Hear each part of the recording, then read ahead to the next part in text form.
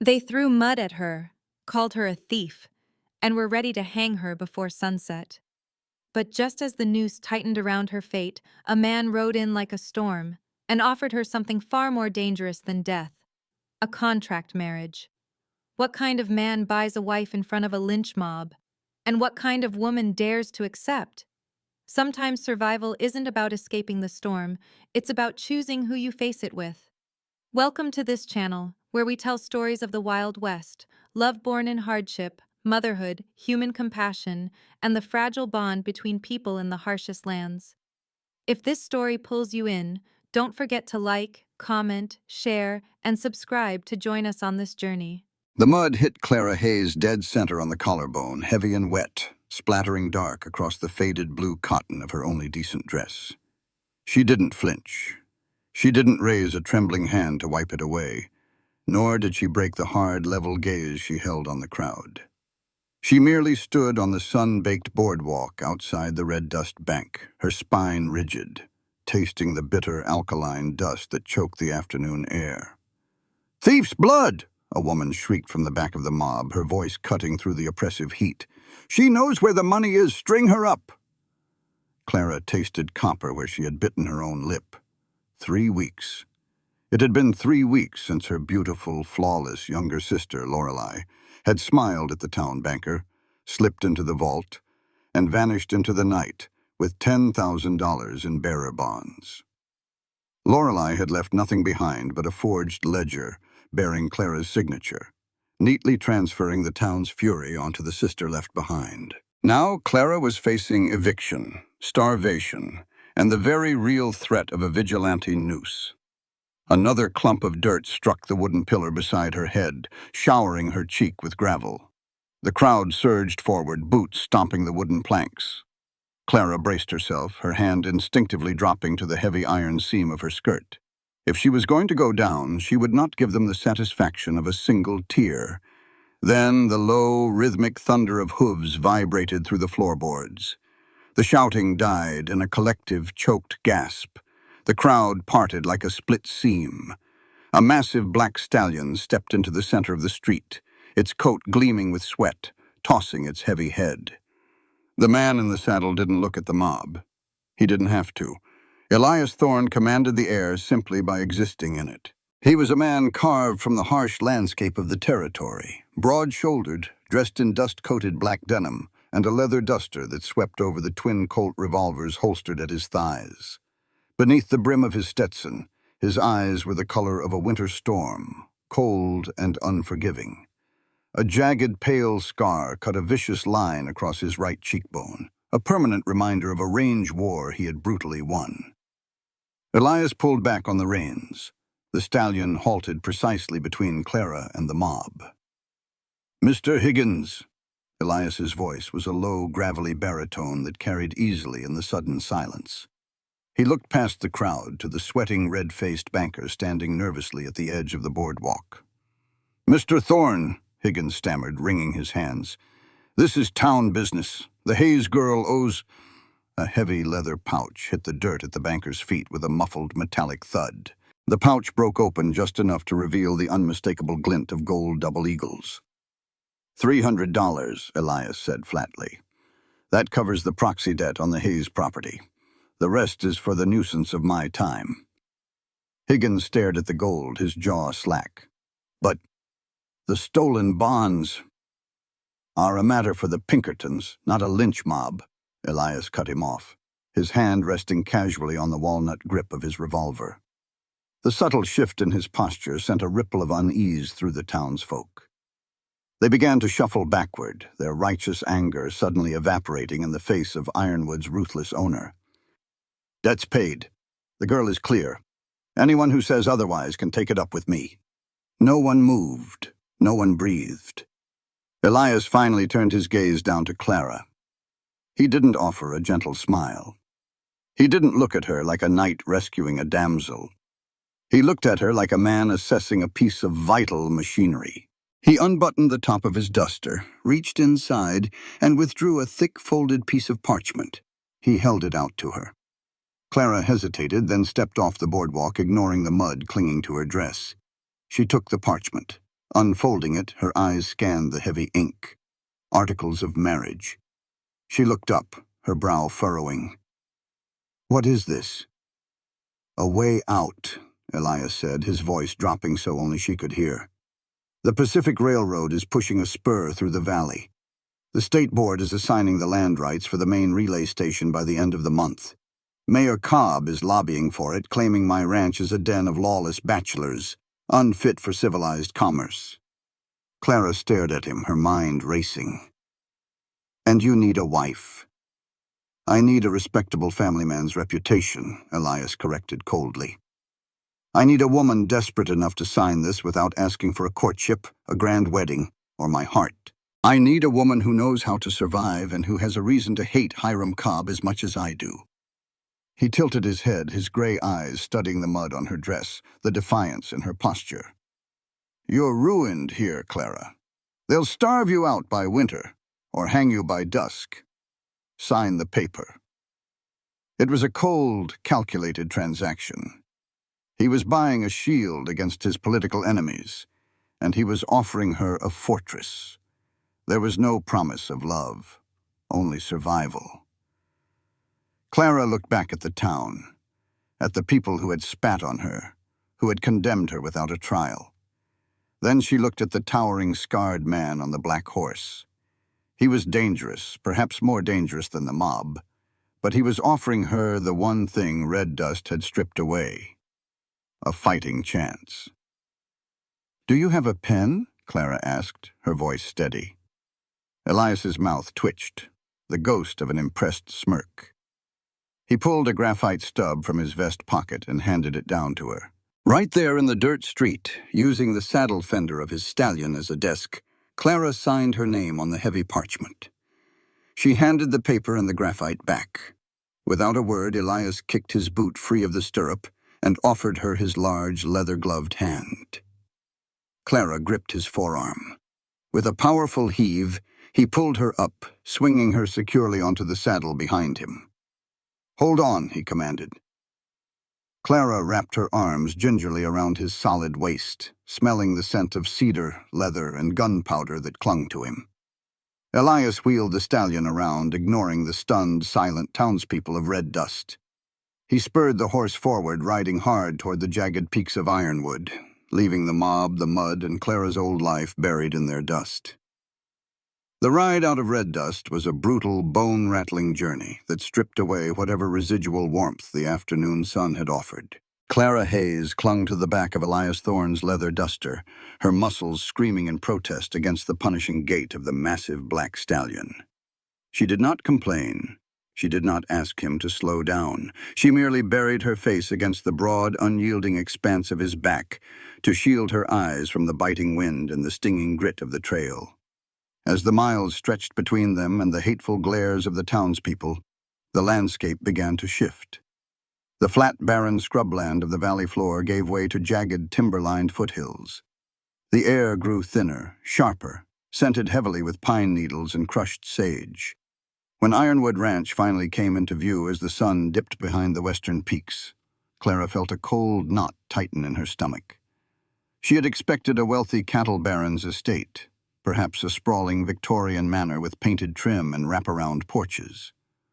What she saw instead was a fortress. Ironwood sat atop a natural plateau fortified by thick, high timber corrals and a perimeter of stacked stone walls that looked designed to repel a siege rather than welcome guests.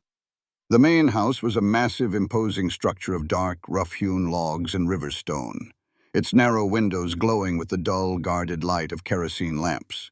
It did not look like a home.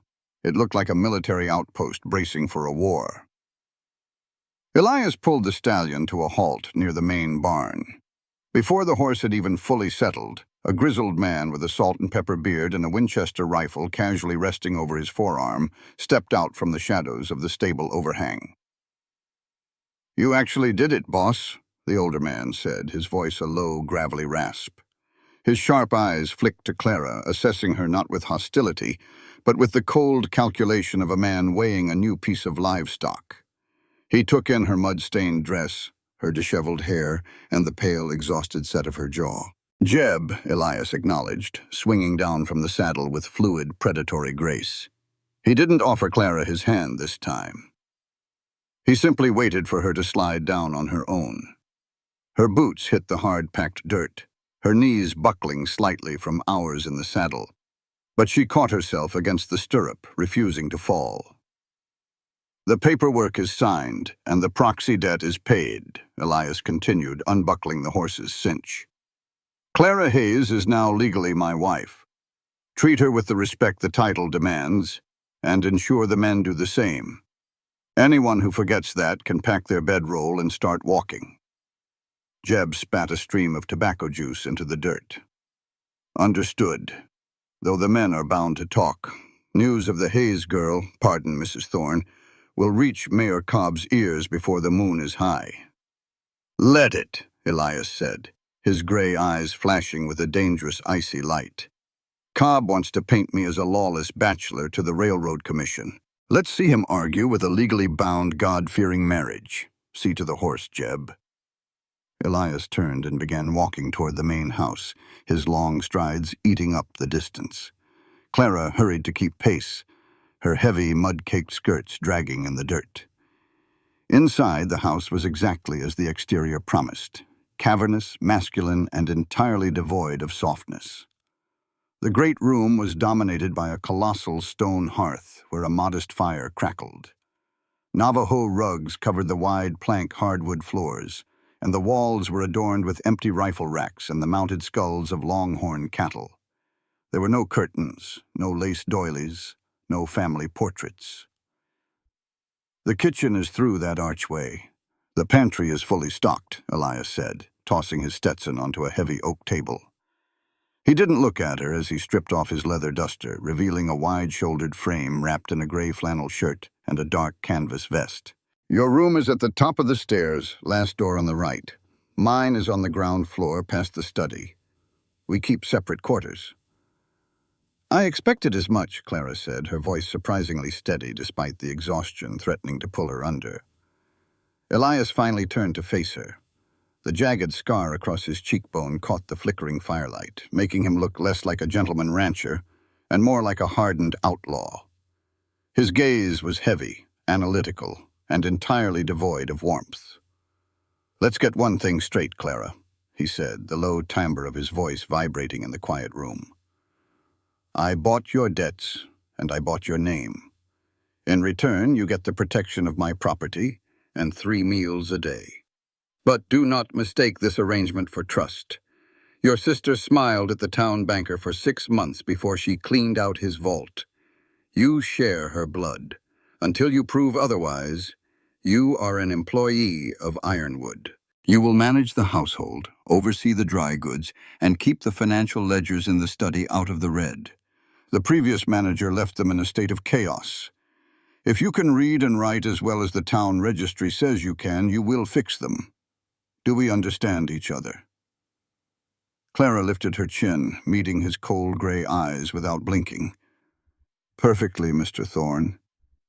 I don't want your trust, and I certainly don't want your heart. I want a roof over my head where people don't throw mud at me. I will balance your books, and I will keep your house. You won't regret your investment." Elias stared at her for a long, silent moment. The muscle in his jaw feathered. "Water for the copper tub is heated on the cast-iron stove in the kitchen. Wash the red dust off you, Mrs. Thorne.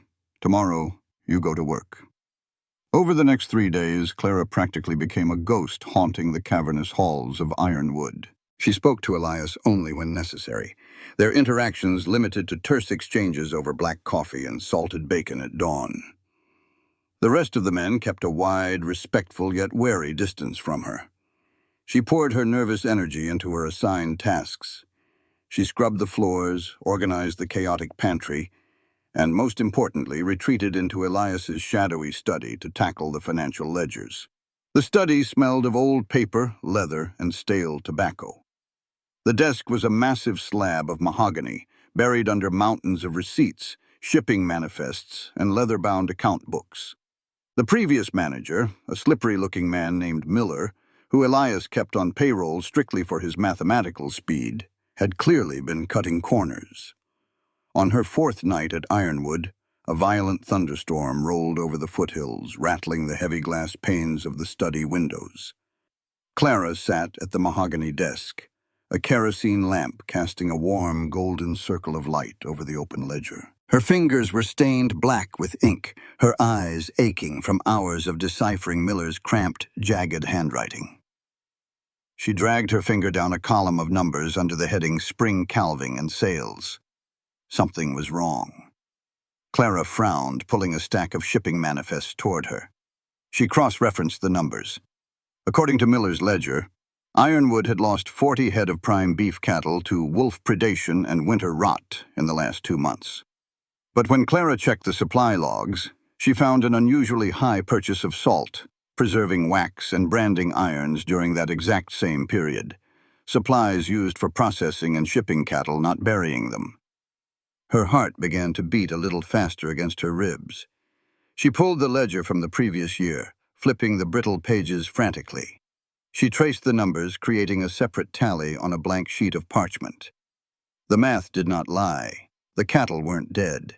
They were being sold off the books, phantom sales routed through a dummy account, with the profits completely vanishing before they ever hit the Ironwood lockbox. Someone was bleeding Elias Thorne dry from the inside out. Clara leaned back in the heavy leather chair, the realization settling over her like a heavy winter quilt. Miller. It had to be the accountant. But Miller couldn't move 40 head of cattle off the property alone. He had to have buyers, men willing to turn a blind eye to Ironwood brands, men who wanted to see Elias fail, men like Mayor Hiram Cobb. Clara looked at the door of the study. Her first instinct was to run to Elias's room, to shake him awake and show him the ink-stained proof. But she stopped herself. Elias had explicitly told her he did not trust her. She was Lorelei's sister, a born thief in his eyes. If she went to him now with a messy sheet of calculations, Miller would simply claim Clara had doctored the books herself to steal the money. It would be her word against a man who had worked at Ironwood for 2 years. Elias wouldn't believe her. He would throw her back to the wolves of red dust. Clara slowly reached out and closed the ledger. She did not need Elias to fix this. She had survived a mob. She could survive a crooked accountant. She just needed a confession. And in the Wild West, confessions were rarely extracted with ink and paper. She pulled open the bottom drawer of Elias's mahogany desk. Inside, resting on a bed of velvet, was a heavy, loaded Colt .45 revolver. Clara stared at the cold, blued steel. She was an outcast no longer. She was the woman of Ironwood. And she was going to protect her home. The grandfather clock in the great room chimed 2 o'clock in the morning. The sound echoed through the silent, drafty halls of Ironwood like a death knell. Inside the study, the darkness was absolute, save for a single narrow shaft of pale moonlight cutting through the gap in the heavy velvet drapes. Clara sat perfectly still in the high-backed leather chair behind the mahogany desk. She had not lit the kerosene lamp. She barely let herself breathe. Her hands rested flat on the desk, her right palm cool against the smooth walnut grip of Elias's Colt .45. She had been tracking Miller's routine for the past 2 days. The accountant always rode into town on Fridays, returning late, and always made a quiet detour to the study before retiring to the bunkhouse. Tonight was Friday. Tonight, he was scheduled to balance the weekly feed accounts. At 10 minutes past 2, the heavy oak door of the study groaned inward. A shadow slipped into the room. Clara heard the faint, telltale jingle of spurs and the heavy, whiskey-laced breathing of a man trying to be quiet. The shadow moved toward the desk, the scrape of a boot loud against the hardwood floor. A match flared with a sharp hiss. The sudden burst of yellow light illuminated Miller's narrow, rat-like face. He held the match to the wick of the desk lamp, his eyes on the glass chimney. "I wouldn't light that if I were you, Mr. Miller," Clara said. Her voice was soft, but it sliced through the silence like a straight razor. Miller jumped, dropping the match. It extinguished on the floor. He stumbled backward, his hand flying to his chest. Jesus almighty! Mrs. Thorne? He squinted into the gloom, his eyes finally adjusting to the moonlight, catching the pale fabric of her nightgown. What in God's name are you doing sitting in the dark? You near gave me a heart attack. I was waiting for you, Clara said evenly. She did not raise her voice. She simply slid the heavy ledger across the desk. It stopped at the edge, right in front of where Miller stood. I've spent the last 3 nights reviewing the spring calving accounts. I found 40 head of cattle marked as dead from predation. But the rail yard receipts show 40 head shipped to a slaughterhouse in Abilene under a holding company registered in red dust. Miller's posture stiffened. The faux polite deference evaporated from his face, replaced by a cold, ugly sneer. He took a step closer to the desk, resting his palms on the edge, leaning over the ledger. Is that right? Miller said, his voice dripping with condescension. You must have misread the lines, little girl.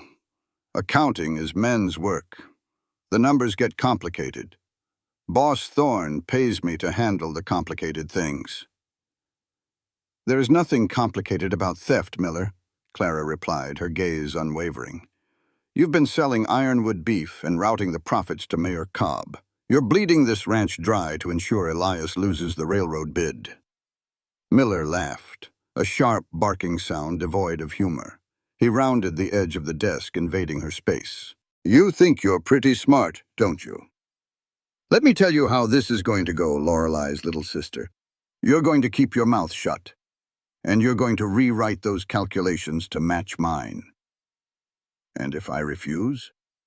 Then I go to Elias tomorrow morning, Miller hissed, leaning close enough that she could smell the sour whiskey on his breath. I show him the books, and I tell him I caught you doctoring the numbers.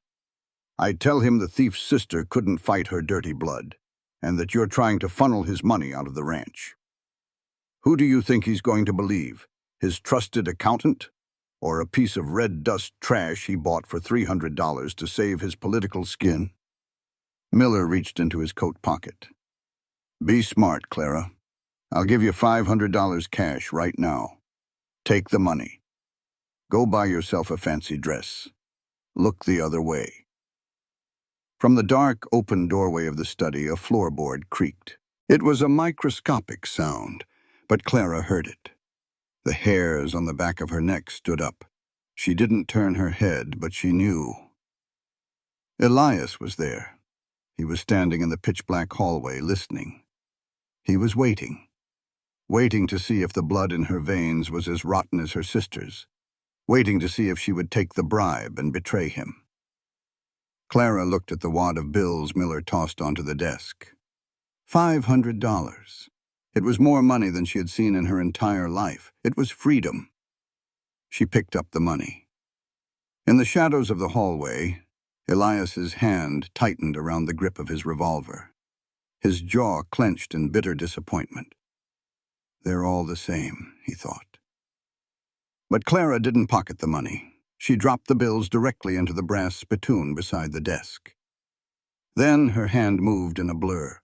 She swept the heavy Colt .45 off the desk, leveling the long steel barrel directly at the center of Miller's chest. The metallic clack-clack of her thumb cocking the hammer back sounded like a cannon shot in the quiet room. Miller froze, the blood draining from his face. He slowly raised his hands, his eyes glued to the dark, hollow muzzle of the gun. I don't steal from my own house, Clara said, her voice dropping to a lethal, icy whisper. And I don't take orders from a thief. You're going to back up, step out of this room, and you're going to walk off this property tonight. If I ever see your face on Ironwood land again, I won't bother doing the math. I'll just put a bullet in your gut and let the wolves balance the books. Miller swallowed hard, sweat beading on his forehead. You're crazy, bitch. I think the lady made herself exquisitely clear, Miller. Elias stepped out of the shadows. He moved into the moonlight, fully dressed, his own revolver already drawn and resting casually against his thigh. He looked massive in the dim light, a terrifying specter of vengeance. He didn't look at Miller.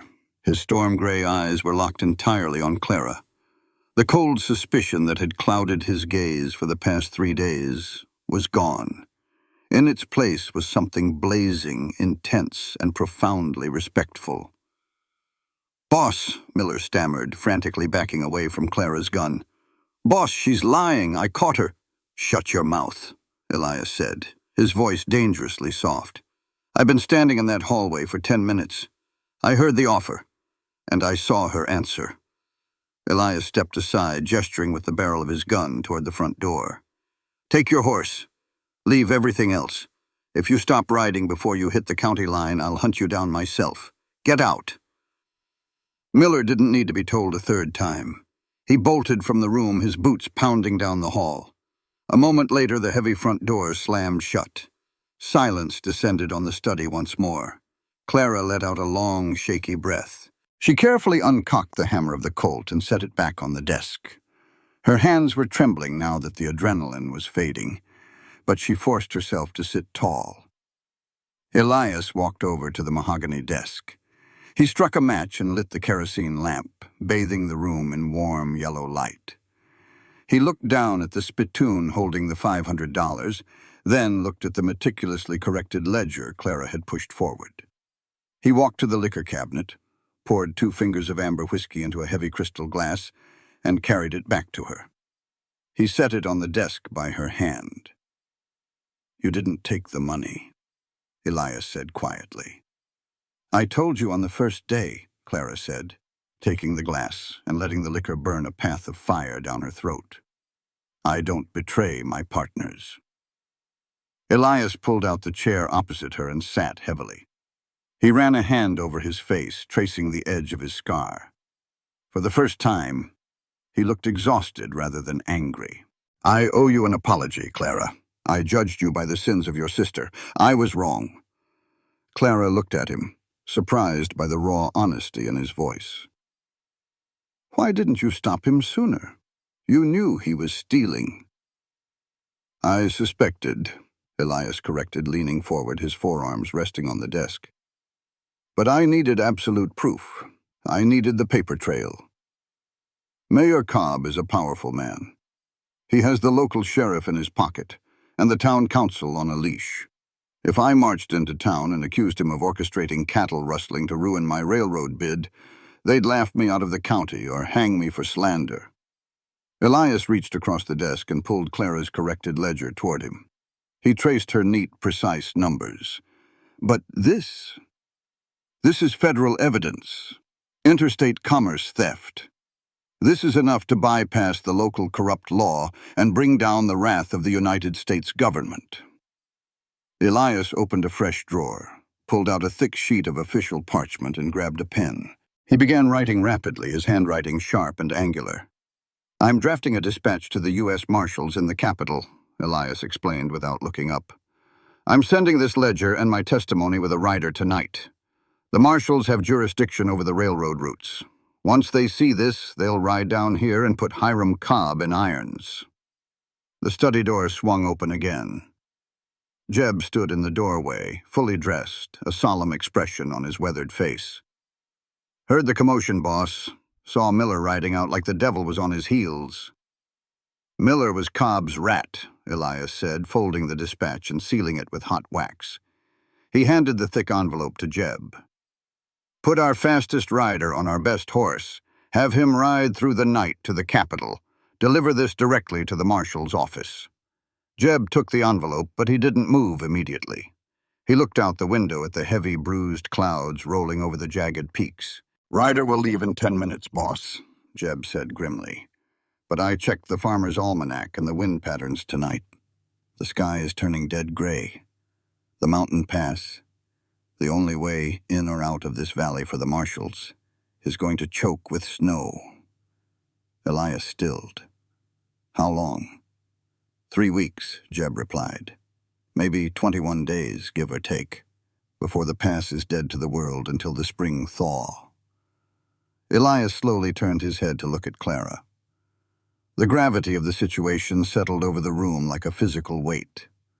The marshals would take at least a week to receive the letter, a week to assemble, and a week to ride back.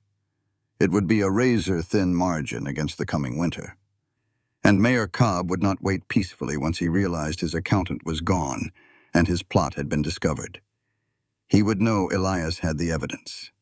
Cobb would strike hard, fast, and with everything he had before the snow trapped them all. 21 days, Elias murmured, his eyes locking onto Clara's with a fierce, burning intensity. We have 21 days to hold this fortress against a man who will stop at nothing to see us dead. Clara didn't flinch. She picked up the Colt 45 from the desk, checked the cylinder, and snapped it back into place with a sharp metallic click. Then we better buy more ammunition, she said. The fifth night after the accountant's midnight expulsion hung heavy over Ironwood. The air was thick, stagnant, and tasted faintly of ozone, the kind of oppressive stillness that always preceded a violent shift in the weather, or a war. Clara Hayes sat by the hearth in the great room, a heavy woolen shawl wrapped tightly around her shoulders. The fire had burned down to a bed of glowing orange embers, casting long, wavering shadows against the mounted longhorn skulls on the walls. The grandfather clock ticked with a rhythmic, maddening slowness. It was past 1 in the morning, but sleep was a luxury she could no longer afford. The countdown had begun. 16 days remained until the mountain pass would be completely choked with snow. 16 days until the U.S. Marshals could feasibly arrive. Every creak of the floorboards, every gust of wind rattling the heavy window panes, felt like a threat. Mayor Cobb knew they had the ledgers. He knew his time was running out. He would not simply sit in red dust and wait for the federal law to put a noose around his neck. A sharp, unnatural crack split the night air. Clara froze. It wasn't thunder. It was too crisp, too flat. A second crack echoed across the valley, followed immediately by the frantic, terrified bellowing of cattle. Gunfire. Before Clara could even throw off her shawl, the heavy oak door to Elias's ground-floor bedroom flew open. Elias emerged, a terrifying vision of lethal efficiency. He was already fully dressed in dark canvas and denim, his leather duster sweeping behind him. In his left hand, he carried a Winchester 1873 lever-action rifle. His right hand was already strapping the heavy gun belt and twin Colts around his waist. His storm-gray eyes locked onto Clara. There was no panic in his face, only a cold, terrifying, absolute focus. "They've cut the south wire," he said, his voice a low, gravelly rasp that cut through the sudden chaos erupting outside. "Vance Cobb is making his move. He's trying to stampede the herd into the canyons to break us before the snow hits." Boot steps pounded across the front porch. Jeb burst through the main doors, a double-barreled shotgun gripped tightly in his weathered hands. "Boss! Riders on the southern ridge. Looks like a dozen men, maybe more. They're spooking the prime breeding stock, trying to push them toward the river wash." "Saddle the horses," Elias ordered, racking the lever of his Winchester with a sharp, metallic clack-clack that sent a shiver down Clara's spine. "Rouse every man who can shoot straight. We don't let a single head of ironwood beef cross that river." "Elias," Clara said, stepping forward, her heart hammering wildly against her ribs. Elias paused, his hand on the heavy brass doorknob. He looked back at her. For a fraction of a second, the cold warrior softened, the jagged scar on his cheek catching the dying light of the embers. "Lock the doors, Clara. Do not light the lamps. Stay away from the windows. If anyone breaches this house who isn't wearing an ironwood brand..." He didn't finish the sentence. He didn't need to. He trusted her to know what to do. "Bring them back," Clara said, her voice fiercely steady. Elias gave a single, curt nod. Then he was gone, swallowed by the darkness and the escalating roar of shouting men and panicked livestock. Silence slammed back into the great room, heavier and more suffocating than before. Clara stood alone for exactly 3 seconds. Then the blood of the frontier kicked in. The time for being a frightened outcast was over. She was the woman of Ironwood now. She ran to the gun cabinet in the study, her hands moving with practiced mechanical precision. She pulled out 2 spare Winchester rifles and a heavy box of .44-40 cartridges. She carried them to the kitchen, where the heavy oak table offered a solid barricade. A frantic knocking hammered at the back door. "Mrs. Thorne? Mrs. Thorne, please let us in." Clara unbolted the heavy iron latch. 3 women tumbled into the kitchen. Martha, the elderly cook, and Sarah and Bessie, the wives of 2 ranch hands. They were clutching shawls over their nightgowns, their faces pale with terror. "The shooting," Sarah sobbed, her hands trembling. "They're burning the lower hayricks." "Hush, Sarah," Clara commanded, her voice ringing out with an icy authority that surprised even herself. The panic in the room seemed to hit a wall and stop. Clara slammed the iron bolt back into place. "Martha, pull the heavy iron skillets from the racks and prop them against the lower window panes to stop any stray bullets. Bessie, get the medical kit from the pantry. Boil water on the stove. Now." The women blinked, startled by the sheer force of her command, but they immediately scrambled to obey. Clara's calm was infectious. She wasn't the disgraced Hayes girl anymore. She was a general organizing a defense. Clara shoved a Winchester into Sarah's shaking hands. "Do you know how to use this?" Sarah nodded weakly. "My pa taught me, but I ain't never shot at a man." "You aren't shooting at men tonight," Clara said, looking her dead in the eye. "You are shooting at thieves trying to burn your home. If anyone comes through that door, you aim for the center of their chest and you pull the trigger. Do you understand me?" Sarah swallowed hard, her grip tightening on the polished wood of the rifle stock. "Yes, ma'am." For the next 2 hours, Ironwood was a fortress under siege. The distant pop and crack of gunfire echoed from the river wash, a terrifying, unpredictable rhythm. The smell of burning hay drifted through the gaps in the floorboards. Clara sat on a wooden stool in the pitch-black kitchen, her own rifle resting across her knees, her ears straining to decipher the sounds of the battle. Every shadow looked like a rustler. Every gust of wind sounded like a dying horse. She thought of Elias. She pictured him riding the massive black stallion through the chaotic dust-choked darkness, his face a mask of stone, fighting to protect a legacy he had bled for. She realized with a sudden, startling clarity that she wasn't just defending a roof over her head. She was defending his home. She was defending the man who had pulled her from the mud when the rest of the world wanted her dead. Finally, just as the sky began to turn the color of bruised purple in the east, the gunfire ceased. 10 agonizing minutes later, the sound of exhausted, blowing horses and the heavy thud of boots approached the front porch. "Clara!" Jeb's voice, rough and urgent, yelled through the heavy oak door. "Open up!" Clara sprinted through the great room, throwing the deadbolts. The door swung wide. The cold morning air rushed in, carrying the sharp metallic tang of blood and sulfur. Jeb stood on the porch, his clothes covered in mud and ash. Beside him, leaning heavily against the doorframe, was Elias. Elias's Stetson was gone. His face was smeared with soot and dirt, his breath coming in shallow, ragged hitches. His left hand was pressed tightly against his right shoulder. Thick, dark blood welled up between his fingers, soaking the gray flannel of his shirt and dripping steadily onto the hardwood floor. "We held the herd," Elias grunted, his voice tight with pain. "Vance Cobb lost 3 men. He ran like a whipped dog." His knees buckled slightly. "Get him to the kitchen table," Clara ordered, dropping her rifle and rushing forward to slide her shoulder under Elias's uninjured arm. He was incredibly heavy, a mountain of dense muscle and bone, but the sheer surge of adrenaline gave Clara the strength to support him. They half-carried, half-dragged him into the kitchen. Martha swept the lanterns and rifles off the heavy oak table. They eased Elias down onto the flat surface. He let out a low, guttural groan through clenched teeth as his back hit the wood. "Sarah, bring the boiling water. Bessie, the medical kit and clean linen," Clara barked, stripping off her shawl and rolling up the sleeves of her dress. Jeb stood back, his shotgun still in hand, his face pale beneath the soot. It was an ambush in the dry wash. Cobb had a sniper on the ridge. Boss took a Winchester round right below the collarbone. It didn't pass through. Clara grabbed a pair of heavy iron shears from the medical kit. She didn't hesitate. She didn't swoon at the sight of the blood.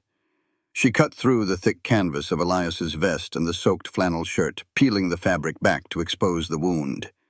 It was an ugly, jagged hole. Dark, arterial blood pulsed sluggishly from the torn muscle. Elias turned his head, his gray eyes locking onto Clara's face. He was sweating profusely, his skin pale and clammy from shock, but his gaze was as sharp as a hunting knife. "Clara," he rasped, his hand reaching out to weakly grip her wrist. "You have to dig it out. If it festers, I lose the arm. If I lose the arm, Cobb takes the valley." "I know," Clara said. Her voice was terrifyingly calm. She looked at Martha. "Pour the whiskey over the wound, all of it." Martha uncorked a bottle of cheap, high-proof rye and upended it over Elias's shoulder. Elias's body arched off the table, a raw, animalistic hiss tearing from his throat as the alcohol burned into the open flesh. His grip on Clara's wrist tightened painfully, bruising the skin. But she didn't pull away. Clara picked up the long steel surgical forceps. She sterilized the tips in the boiling water, then took a deep breath, steeling her nerves. "Hold him down, Jeb," she commanded. Jeb leaned his heavy weight across Elias's chest and legs, pinning him to the table. Clara leaned over Elias. She didn't look at his face. She focused entirely on the bloody crater in his shoulder. She inserted the cold steel forceps into the wound. Elias flinched violently, a choked roar escaping him, but Jeb held him steady. Clara probed the torn muscle, ignoring the slick, hot blood covering her hands. The room was dead silent, save for Elias's ragged breathing and the crackle of the stove. There, the forceps clicked against something hard and metallic, deep against the bone. "I have it," she whispered. She gripped the deformed piece of lead tightly with the forceps and pulled. It resisted, tearing at the surrounding tissue, but Clara's hands did not shake. With a final, sickening squelch, she yanked the bullet free. It dropped onto a tin plate with a sharp clink. Elias sagged against the table, his eyes fluttering shut as a wave of exhausted relief washed over him. Clara moved quickly, packing the wound with clean, alcohol-soaked linen and wrapping his shoulder tightly with bandages to staunch the bleeding. Only when the final knot was tied did she step back. Her hands were coated in his blood up to her wrists. Her breath was coming in short, shaky gasps.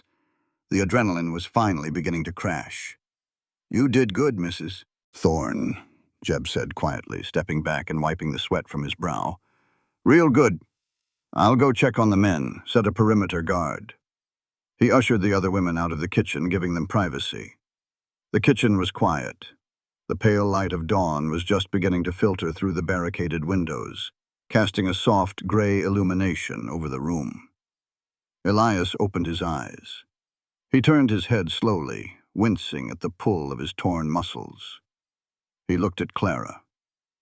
He took in her ruined, blood-stained dress, the messy tangle of her hair, and the fierce, unyielding set of her jaw. She looked like a Valkyrie standing in the wreckage of a battlefield. "Why didn't you run while the gates were open?" Elias asked, his voice a hoarse whisper. "When the shooting started. You could have taken a horse. You had the gold I gave you. You could have vanished."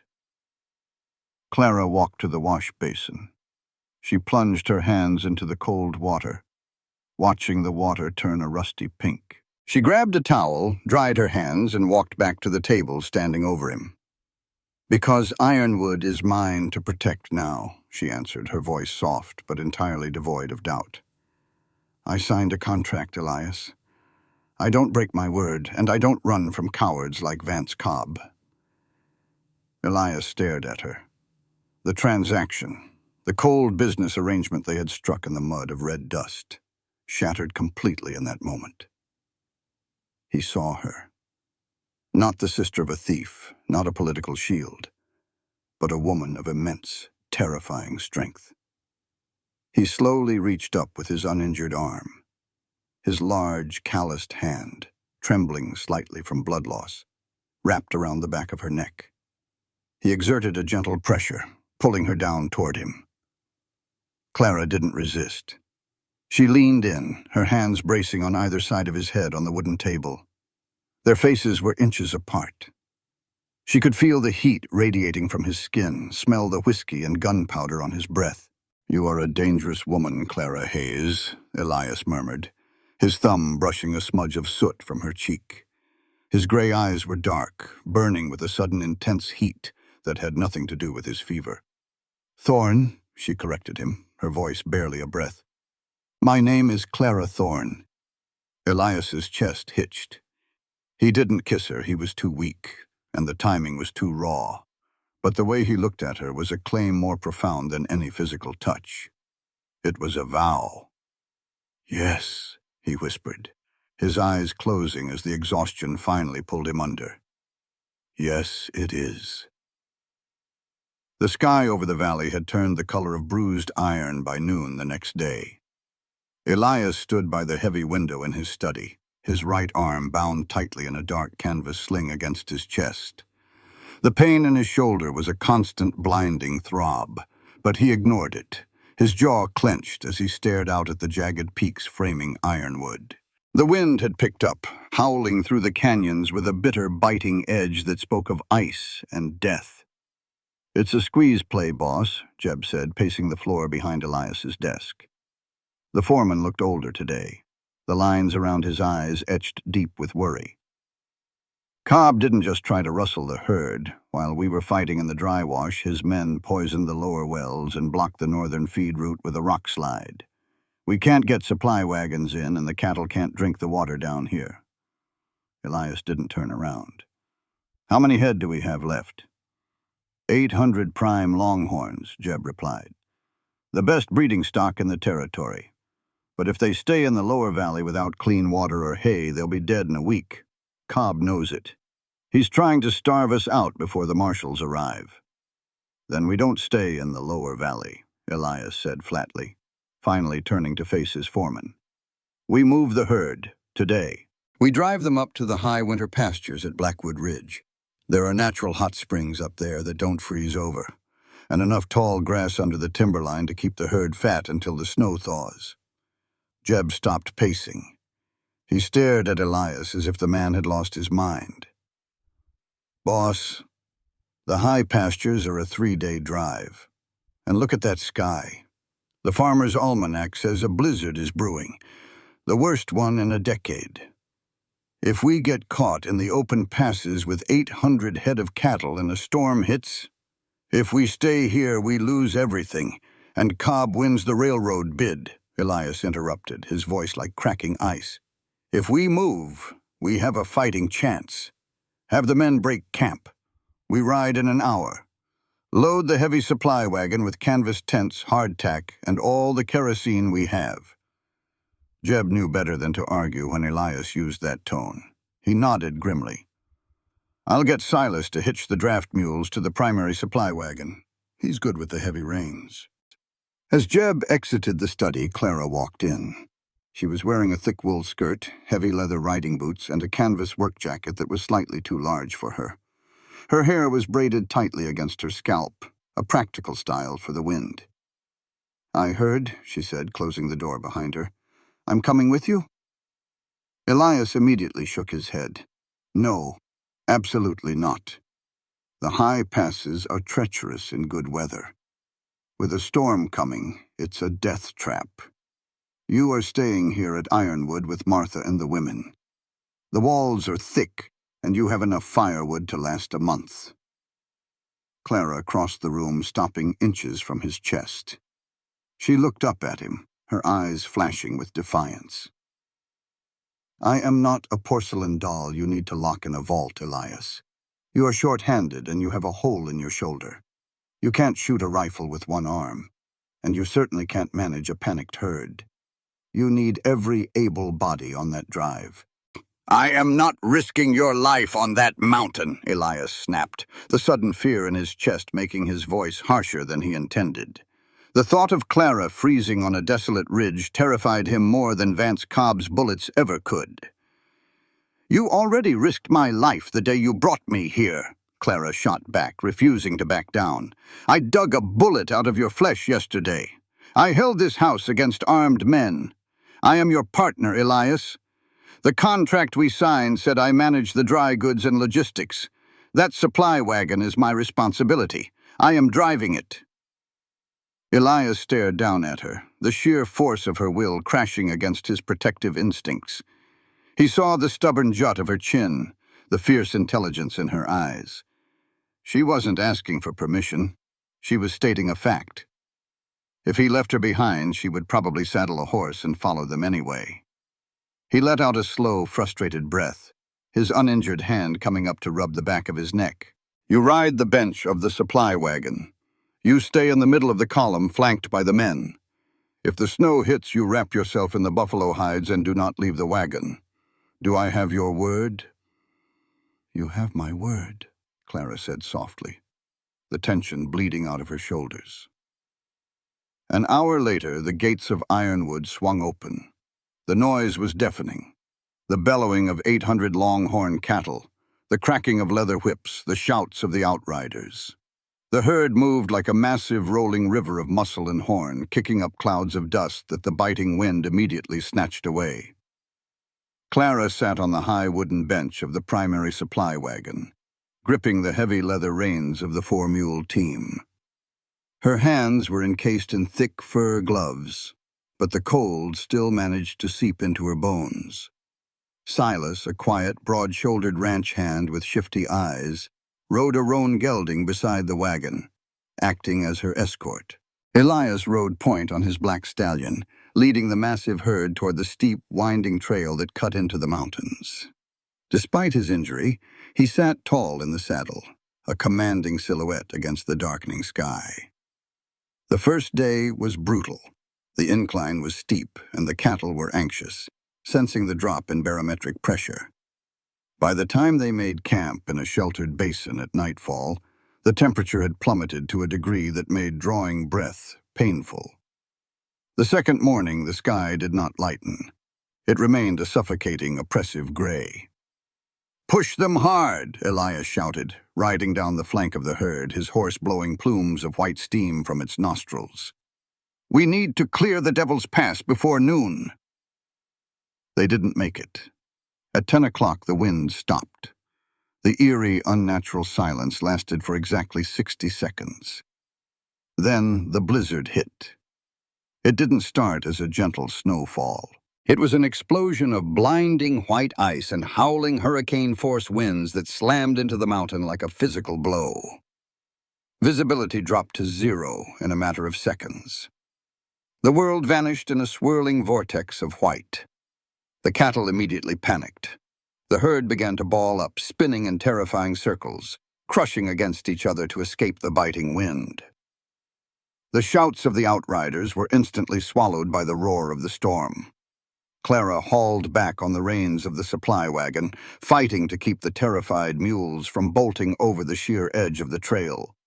The snow was already accumulating rapidly, burying the wheels. "Silas!" Clara screamed over the wind, squinting into the whiteout. "Help me secure the brake!" Silas materialized from the snow, pulling his horse alongside the wagon bench. But he wasn't reaching for the brake lever. His face was wrapped in a thick wool scarf, his eyes wide and panicked. He drew a heavy hunting knife from his belt. Clara gasped, reaching for the Winchester rifle stashed beneath her seat, but her frozen fingers fumbled on the cold steel. Silas didn't attack her. Instead, he leaned over and violently slashed the thick leather traces connecting the four mules to the wagon. Snap! Freed from the heavy wooden yoke, the mules shrieked and bolted blindly into the storm, disappearing instantly into the whiteout. "What are you doing?" Clara screamed, lunging forward.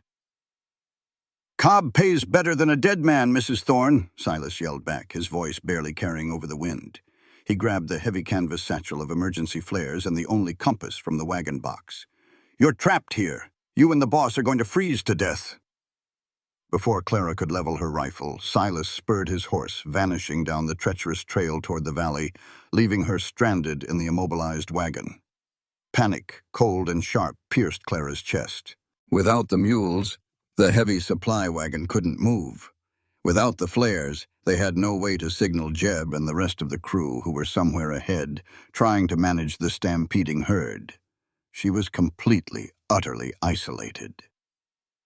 Suddenly, a massive dark shape emerged from the blinding white wall of snow. It was Elias. His black stallion was fighting for every step, fighting the drifts. Elias's face was crusted with ice, his duster frozen stiff. He pulled up beside the wagon, his eyes immediately scanning the severed traces. "Where are the mules?" he roared over the wind. "Silas!" Clara shouted back, climbing down from the bench, the wind nearly knocking her off her feet as she hit the knee-deep snow. "He cut them loose! He took the compass and the flares! He works for Cobb!" Elias cursed violently, a sound of pure, helpless rage. The midpoint twist had landed its devastating blow. Cobb hadn't just relied on the rustlers, he had kept a sleeper agent waiting for the perfect moment to cripple them. "The herd is gone," Elias yelled, leaning down to grab Clara's arm. "They stampeded back down the wash. Jeb went after them, but he can't see 10 feet in front of him. We are cut off." "We have the wagon," Clara pointed to the canvas covering. "We can shelter inside." "No!" Elias pointed up at the steep, invisible cliff face above them. "Avalanche risk. This pass is a wind tunnel.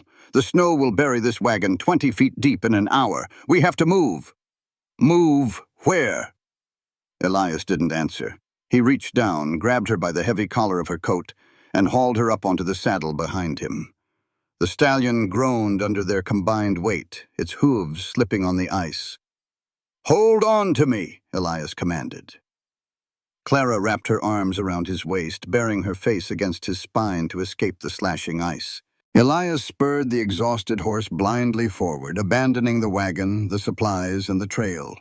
He relied entirely on his memory of the mountain and pure instinct. They plunged off the main path, fighting through waist-deep drifts, the wind screaming in their ears like tortured souls. Every minute felt like an hour. The cold was no longer just an environment. It was a living, breathing predator, sinking its teeth into Clara's bones, slowing her heartbeat, making her limbs heavy and lethargic. The urge to close her eyes and simply sleep was overwhelming. "Stay awake, Clara!" Elias yelled, feeling her grip loosen slightly. "Do not close your eyes!" Suddenly, the stallion stumbled. The ground beneath them gave way entirely. They had blindly walked over a snow cornice. Clara felt a sickening moment of weightlessness. The horse screamed. Elias grabbed Clara's arm, pulling her tightly against his chest as they plummeted downward into the blinding white abyss. They hit the ground hard, tumbling in a chaotic avalanche of snow, ice, and screaming wind. Clara's head struck something solid, and the world flashed brilliantly white before fading into a terrifying, suffocating black. When Clara finally forced her eyes open, the wind was muted. She was lying on her back on a bed of hard-packed snow. The blinding whiteout had been replaced by a dim, gloomy twilight. She groaned, pushing herself up on trembling arms. They had fallen into a steep, narrow ravine, protected from the worst of the wind by towering walls of jagged rock on either side. Above them, the blizzard raged over the lip of the canyon like a roaring river. But down here, the air was eerily still and terrifyingly cold. Elias was sitting a few feet away, leaning heavily against the rock wall. His black stallion was gone, likely having fled down the ravine or perished in the fall. Elias's breathing was shallow and ragged. His lips were tinged blue, and his face was terrifyingly pale. He was clutching his right shoulder, the wound Clara had operated on. The impact of the fall had torn the stitches. Dark blood was seeping through his heavy coat, freezing instantly into crimson icicles in the sub-zero air. "Elias," Clara whispered, her voice cracking. She scrambled over the snow on her hands and knees, falling at his side. He slowly opened his eyes, the storm-gray irises cloudy with pain and exhaustion. He looked at her, then looked at the sheer, inescapable ice walls trapping them in the ravine. They had no horses, no food, no fire. The temperature was dropping fast. "We can't climb out," Elias rasped, his voice barely a breath. The stoic, invincible cowboy looked at her, and for the first time, Clara saw the raw, naked truth of their reality reflected in his eyes. They were going to die here. "We are not dying on this mountain," Clara said fiercely, her jaw clenching as she grabbed his uninjured hand, rubbing it frantically between her frozen palms to generate friction. Elias let out a weak, bitter laugh, his head falling back against the stone. "You should have stayed in red dust, Clara. The mud would have been warmer." "I chose you," Clara whispered, the absolute truth of the words startling her. She crawled closer, pressing her body against his chest, feeling the terrifyingly slow beat of his heart. "I chose you, Elias Thorne, and you are not allowed to break our contract." The blizzard roared above them, bearing their tracks, sealing them off from the world. In the freezing, darkening ravine, they had nothing left but the failing warmth of their own bodies, and a desperate, impossible battle against the dying of the light. The cold was no longer a temperature. It was a living, breathing entity with teeth, gnawing its way through Clara's damp wool skirt and into the marrow of her bones. The narrow ravine offered protection from the hurricane-force winds screaming above them, but it was a tomb of ice and shadow. Elias slumped against the jagged rock wall, his chin resting on his chest, his breathing frighteningly shallow. The fresh blood from his torn shoulder had already frozen into a dark, crystalline lattice over his canvas vest. "Elias," Clara said, her voice a cracked, breathless rasp. She shook his uninjured shoulder. "Elias, open your eyes." He didn't move.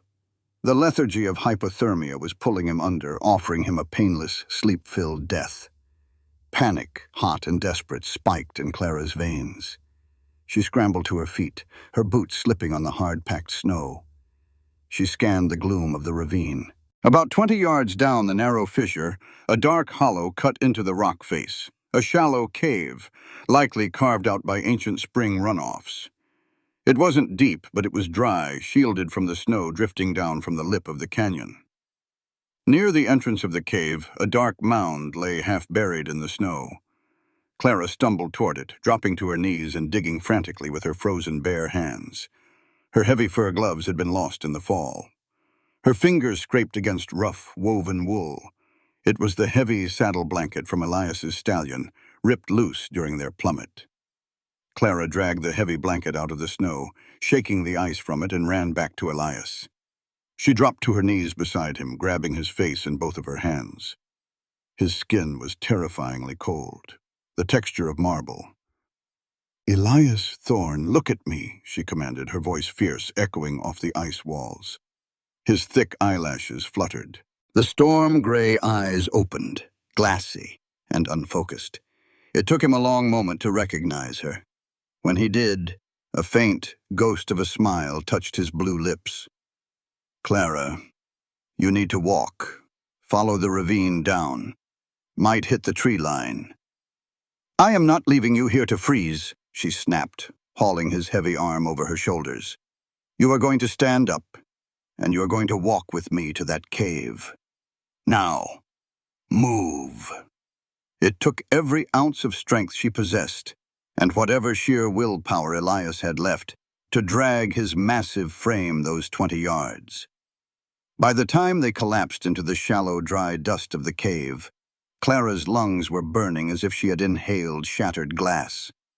The cave offered shelter from the wind, but the ambient temperature was still lethal.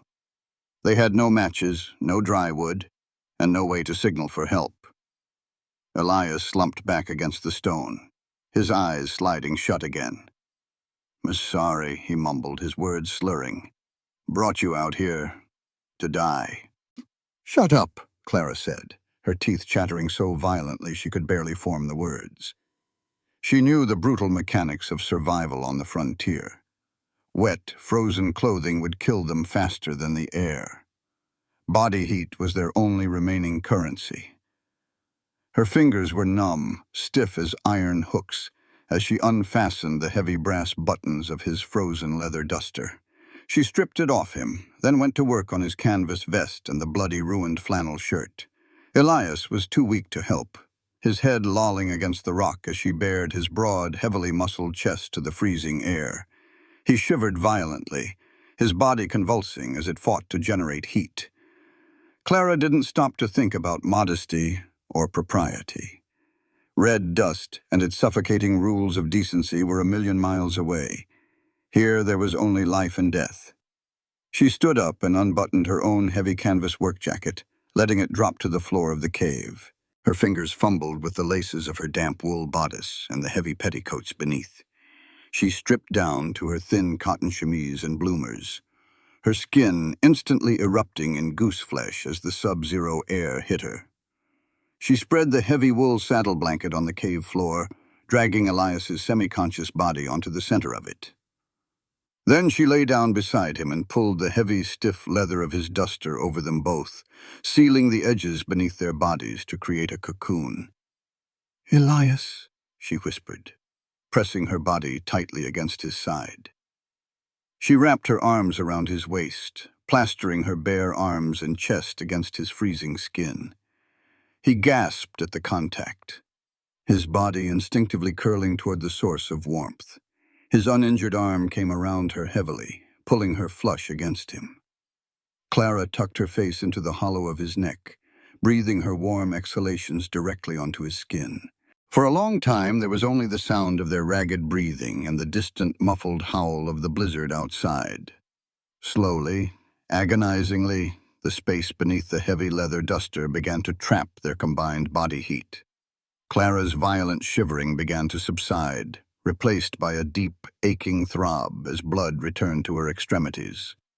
Elias's breathing deepened. The terrifying, lethargic stillness left his body, replaced by the rigid tension of a man waking up to excruciating pain. He shifted, a low groan vibrating deep in his chest. "I'm here," Clara whispered, tightening her grip on him. "Don't move your shoulder."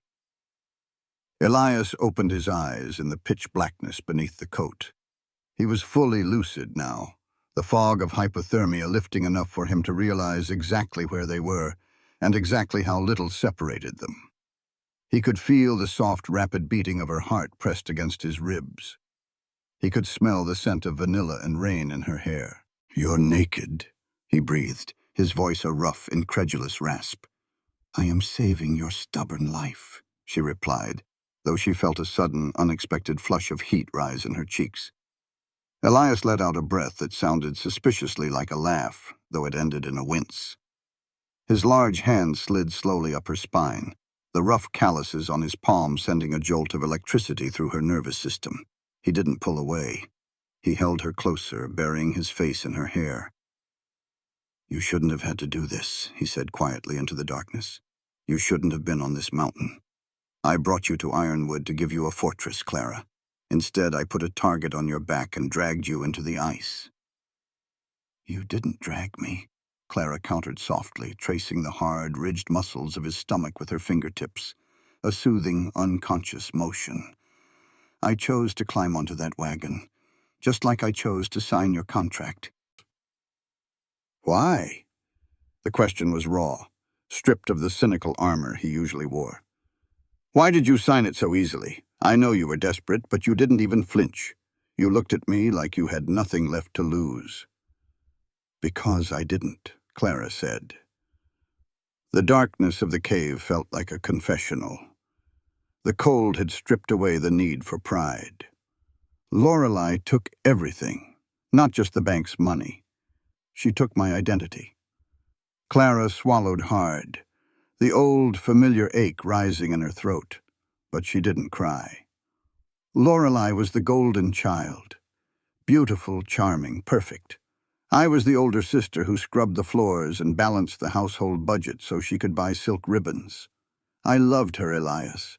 I would have done anything for her. And she knew it.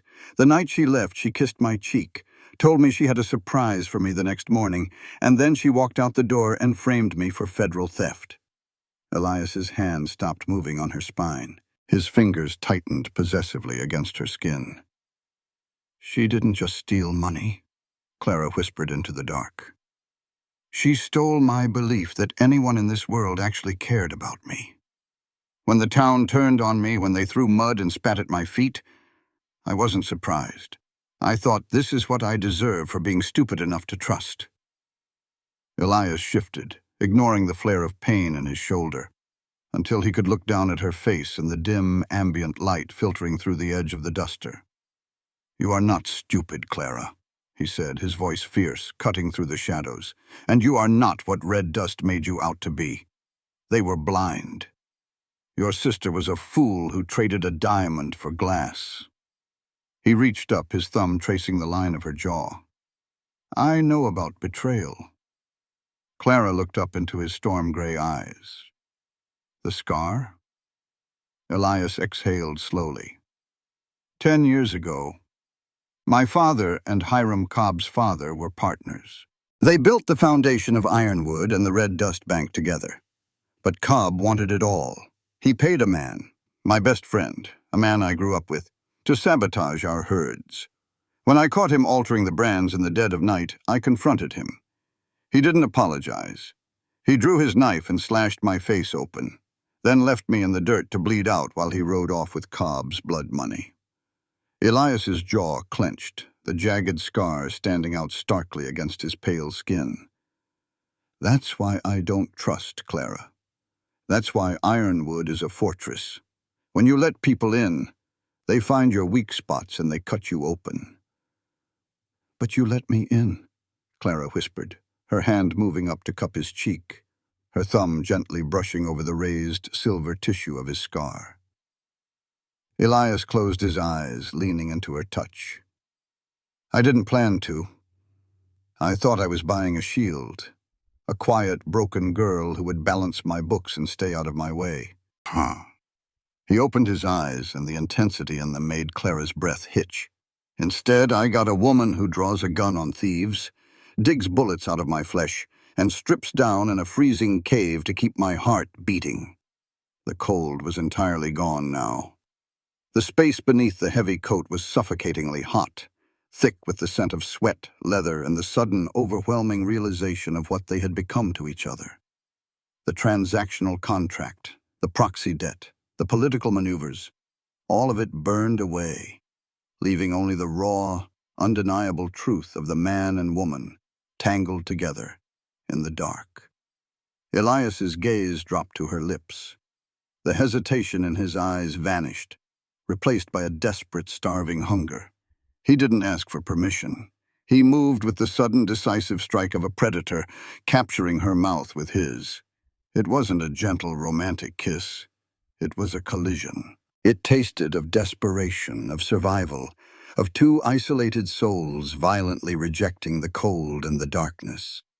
Clara let out a soft gasp against his mouth, her hands tangling in his dark, sweat-dampened hair, pulling him closer. She kissed him back with equal ferocity, pouring every ounce of her defiance, her anger, and her newly discovered strength into the connection. Elias groaned, a deep, guttural sound that vibrated against her chest. His large hand swept down the curve of her hip, pulling her hips flush against his. The barrier of her thin cotton chemise felt like nothing at all against the heavy, heated friction of his body. He kissed her jaw, her throat, tracing the rapid pulse beating wildly beneath her skin.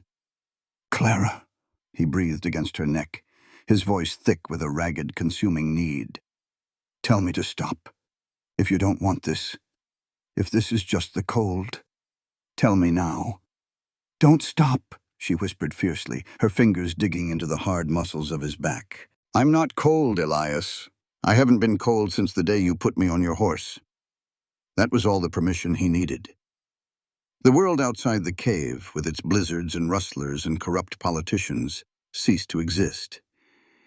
There was only the heat of the fire they built between them, a passionate, life-affirming blaze that consumed the shadows of their pasts and forged them into something unbreakable in the heart of the ice. The storm broke exactly 30 hours after it began. The wind died with a final exhausted howl, leaving the mountain pass buried beneath a blinding, pristine blanket of white silence. The sun breached the jagged peaks, casting brilliant, diamond-like reflections off the snowdrifts. It took Elias and Clara 4 hours to dig their way out of the ravine. Elias was weak, his shoulder throbbing with a sickening, persistent rhythm, but the fever had broken. He wore Clara's canvas work jacket tightly over his chest, while Clara was swallowed whole by his massive, blood-stained leather duster. They looked like ghosts, bruised, battered, and utterly exhausted, as they finally crested the ridge. They didn't have to walk far. A search party from Ironwood, led by a frantic, half-frozen Jeb, found them less than a mile from the ravine. The foreman practically fell off his horse when he saw them trudging through the waist-deep snow, alive. "Boss!" Jeb yelled, his voice cracking. He waded through the drifts, grabbing Elias by his uninjured arm. "Praise the Almighty! I thought we lost you. We found the wagon half buried. Silas was gone." "Silas works for Cobb," Elias grunted, leaning heavily against Jeb's horse. "He cut the mules. Where is the herd?" "We held them," Jeb said proudly, a fierce grin breaking through his frost-chapped lips. "Lost maybe 20 head to the drifts, but we got the rest into the hot spring basin. They're safe, boss. The boys are watching them now." Relief so profound it nearly brought Clara to her knees, washed over her. They had won. They had beaten the storm, and they had saved Ironwood's lifeblood. "Get us home, Jeb," Elias commanded quietly, his gray eyes shifting to Clara. He reached out, his gloved hand gripping hers tightly, a silent, ironclad reaffirmation of the vows they had made in the dark. The ride back down the mountain took the rest of the day. The lower valley had been spared the worst of the snow, the ground covered in a thin, melting slush. As they approached the gates of Ironwood Ranch in the late afternoon sun, the exhaustion in Clara's bones was replaced by a deep, soaring sense of victory. Then she saw it. Parked squarely in the center of the Ironwood yard, contrasting violently with the mud and the rough-hewn logs of the ranch, was a gleaming, lacquered black carriage with gold trim. Elias stiffened in the saddle. Beside him, Clara felt the blood drain from her face. 4 armed men on horseback flanked the carriage, men wearing the silver-studded gun belts favored by Mayor Cobb's enforcers. Standing on the porch of the main house, looking down at the arriving riders with an expression of smug, supreme arrogance, was Vance Cobb. And standing beside him, wearing a pristine, pale pink silk traveling gown with a white fur muff, looking as if she had just stepped out of a Parisian fashion magazine, was Lorelei Hayes. Clara's breath caught in her throat. The sight of her sister, radiant, untouched by the dirt or the violence of the world she had left Clara to suffer in, hit her like a physical blow. Elias pulled his borrowed horse to a halt. His hand instinctively went to his empty hip. His gun belt was still buried in the ravine. Jeb and the outriders immediately leveled their Winchester rifles at Cobb's men. The tension in the yard spiked instantly to the breaking point. "Well, look what the snow dragged in," Vance Cobb sneered, stepping off the porch, a lit cigar clamped between his teeth. He looked Elias up and down, taking in the bloody bandages and the exhausted slump of his shoulders. "You look like hell, Thorne. I heard you got caught in the pass. Hoped I'd have to buy this land at a widow's auction." "Get off my property, Vance," Elias said, his voice a low, lethal rumble that required no volume to convey its threat. "Before I have Jeb put a hole in that expensive vest." Vance chuckled, entirely unbothered. He reached back and offered his hand to Lorelei. Lorelei descended the porch steps with practiced, graceful elegance. Her golden hair was pinned perfectly beneath a velvet hat. She looked at Clara, sitting on her horse wrapped in an oversized, blood-stained leather coat, her face smudged with dirt and soot. Lorelei's perfectly painted lips curved into a look of profound, patronizing pity. "Oh, Clara," Lorelei sighed, her voice sweet and melodic, the exact same tone she used right before she broke a promise. "Look at what this brute has done to you. I came as soon as I heard." Clara stared at her sister. For 3 weeks, Clara had imagined this moment. She had imagined screaming at Lorelei, striking her, demanding to know how she could have abandoned her own blood to a lynch mob. But looking at her now, Clara felt no rage. She felt only a cold, clinical disgust. "You heard what, Lorelei?" Clara asked, her voice flat and steady. That Elias Thorne bought your debts and forced you into a barbaric proxy marriage to save his political skin, Lorelei said, stepping closer to the carriage, keeping a safe distance from the mud. She linked her arm possessively through Vance Cobb's. When Vance told me, oh, did I mention? Vance and I are engaged to be married next month in the capital. Elias's jaw clenched. The pieces fell into place. Lorelei hadn't just stolen the bank's money. She had taken it straight to Hiram Cobb, buying her way into the valley's most powerful corrupt family. It was a match made in hell. We are here on an errand of mercy, Thorne, Vance said, taking the cigar from his mouth. He gestured to the carriage door. It swung open, and a severe-looking man in a black suit stepped out, clutching a leather briefcase. Allow me to introduce Judge Holden of the State Circuit Court. The corrupt Judge Elias had warned her about.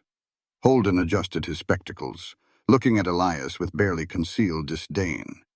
Mr. Thorne, it has been brought to the court's attention that your marriage to Miss Hayes was conducted under extreme duress and coercion, effectively invalidating your claim to the status of a respectable family man in the eyes of the Railroad Commission. That is a lie, Elias growled. She signed the contract of her own free will. A woman facing a lynch mob has no free will, Lorelei countered smoothly, her doe eyes widening in mock sympathy. She reached into her white fur muff and pulled out a thick envelope. She walked forward, holding it up toward Clara. I have the money, Clara, Lorelei said softly, playing the role of the savior flawlessly. The $10,000 I borrowed. Vance and his father have graciously agreed to smooth things over with the Red Dust Bank. Your name will be completely cleared. No one will ever call you a thief again. Clara looked at the thick envelope of cash. It was the key to her old life. It was the absolute exoneration she had prayed for every single night she scrubbed the floors of Ironwood. And all I have to do, Clara said slowly, her eyes locking onto her sister's, is what? Lorelei smiled, a brilliant, poisonous flash of white teeth. Judge Holden has drafted a statement of annulment. You just have to sign it, Clara. Swear before the judge that Elias Thorne forced you into marriage, and that he orchestrated the cattle rustling in the valley to bankrupt my dear Vance. Sign the paper and you can take this money, board a train to Boston, and live like a queen. You'll never have to look at dirt or blood or this awful scarred man ever again. Silence fell over the Ironwood yard. The wind whispered through the pines. Elias did not look at Clara. He sat rigidly on his horse, staring straight ahead at Vance Cobb. He had offered Clara a contract of survival. Lorelei was offering her paradise. He had nothing to give Clara now but a wounded body, a ranch under siege, and a promise of a war that might kill them both. He would not beg her to stay. He would not trap her.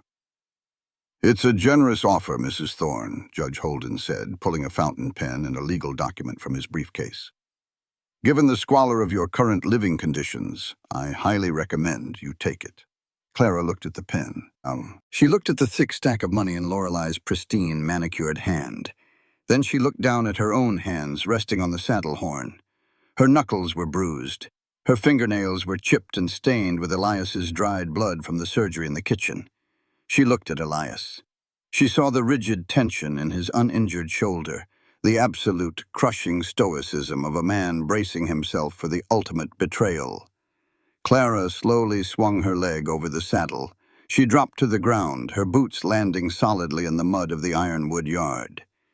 She walked forward. She didn't walk toward the judge. She walked straight toward Lorelei. Lorelei's triumphant smile widened. She held out the envelope and the pen. I knew you were smart, Clara. We're sisters, after all. Clara stopped inches from Lorelei.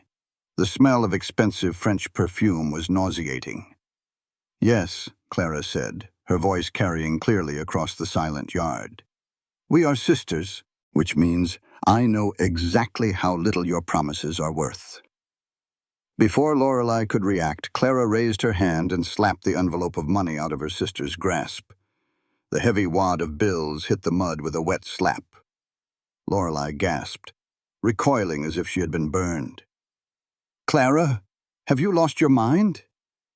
"No," Clara said, her voice rising, ringing with the fierce, unyielding steel she had forged in the blizzard. "I finally found it. You left me to die, Lorelei. You sold me to a mob to buy yourself a silk dress and a corrupt husband. You don't get to ride in here and play the savior. Not on my land." Clara turned her back on her sister, ignoring the stunned, furious expression on Vance Cobb's face. She walked directly to Elias. She reached up, resting her hand gently against his left knee. Elias finally looked down at her. The stoic mask shattered. His gray eyes were wide, burning with a mixture of shock, awe, and an overwhelming, crushing love. Clara looked back at Judge Holden, her chin raised high, a queen standing in the mud. "There was no coercion, Judge," Clara stated, her voice echoing off the log walls of the ironwood fortress. "I signed that contract because I chose to. And I am staying because I choose to. I am Mrs. Elias Thorne.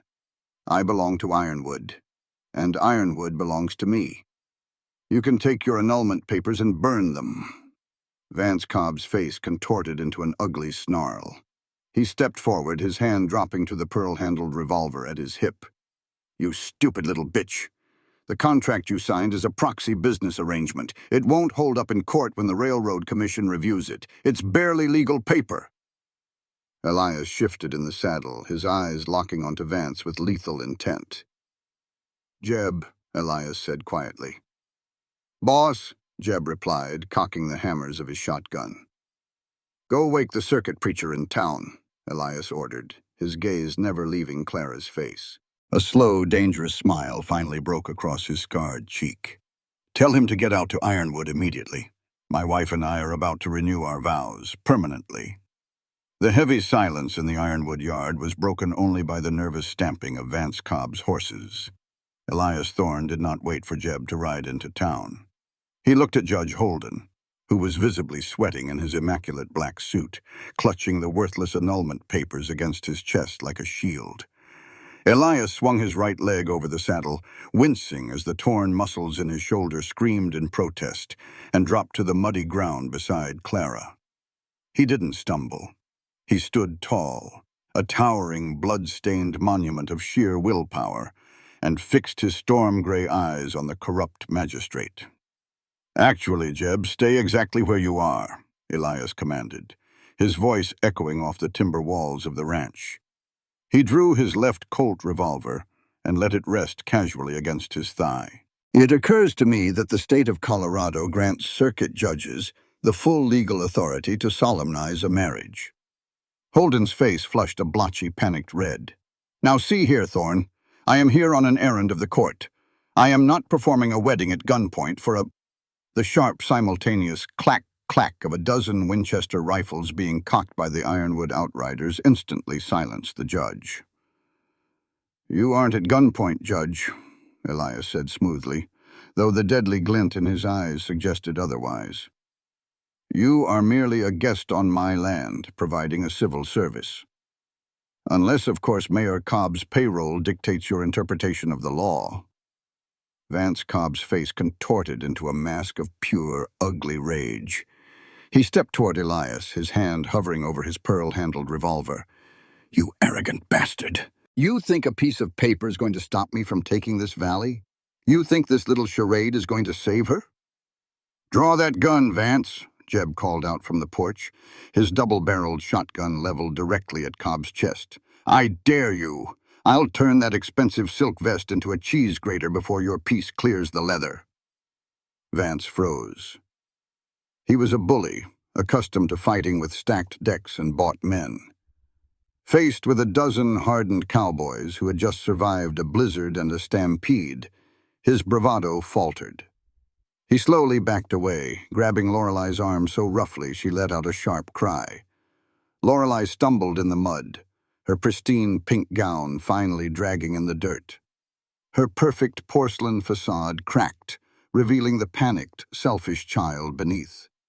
She stared at Clara, her eyes wide with disbelief. "Clara, you can't do this! He has nothing! He's a dead man!"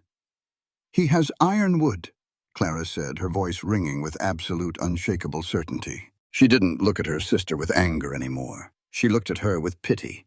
"And he has me, which is more than you will ever have, Lorelei, because everything you touch is stolen." Elias holstered his gun. He reached out and took Clara's hand. His fingers were rough, calloused, and stained with the grime of the trail, but his grip was incredibly gentle. He pulled her a step closer, turning his back entirely on the cobs and facing the sweating Judge Holden. "Do it," Elias ordered. Holden swallowed hard, his eyes darting between the rifles trained on him and the fiercely determined couple standing in the mud. With trembling hands, he stuffed the annulment papers into his leather briefcase and cleared his throat.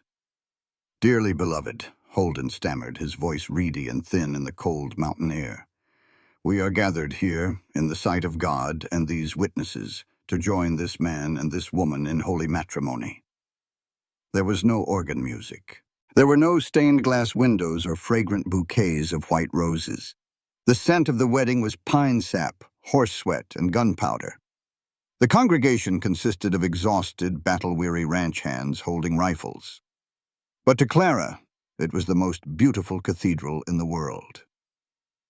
"Do you, Elias Thorne, take this woman to be your lawfully wedded wife?" the judge asked, rushing through the required words. Elias didn't look at the judge. He looked down at Clara. The cold, hardened armor he had worn for 10 years was completely gone. In its place was a man laying his soul bare in the fading afternoon light. "I didn't bring you here to love you," Elias said quietly, speaking a vow that belonged only to them, ignoring the judge's script entirely. "I brought you here to be a shield, but you stood in the fire for me. You bled for this ranch, and you kept my heart beating in the ice. I take you, Clara, not as a proxy, not as a business arrangement. I take you as my partner, my equal, and the only woman who will ever rule Ironwood, until the day I die." Tears, hot and sudden, welled in Clara's eyes. They were not tears of sorrow, but of an overwhelming, consuming triumph. "And do you, Clara Hayes, take this man?" Holden asked, wiping sweat from his brow. Clara squeezed Elias's hand, feeling the steady, reassuring pulse of his heart through his calloused skin. "I was an outcast," Clara said, her voice carrying clearly across the quiet yard. She looked deeply into Elias's storm-gray eyes, seeing the man who had looked past her ruined reputation to see her true worth. "I thought my life was over the day you rode into red dust. But you didn't buy my freedom, Elias. You gave me the sword to fight for it myself. I take you. I take your scars, your battles, and your home. I am yours and you are mine, forever." "Then, by the authority vested in me by the state of Colorado," Holden said hastily, eager to be done with the terrifying ordeal, "I pronounce you husband and wife. You may seal the vows." Elias didn't hesitate. He reached out with his uninjured arm, his hand sliding to the nape of Clara's neck. He pulled her flush against his chest, ignoring the flare of pain in his wounded shoulder, and brought his mouth down on hers. It was a kiss that possessed the devastating force of the blizzard they had just survived. It was fierce, territorial, and deeply, achingly passionate. It was a physical brand, a statement to the world and to the enemies watching them that they were an unbreakable front. Clara tangled her fingers in his dark hair, kissing him back with a desperate, starving heat that sent a jolt of electricity straight to her toes.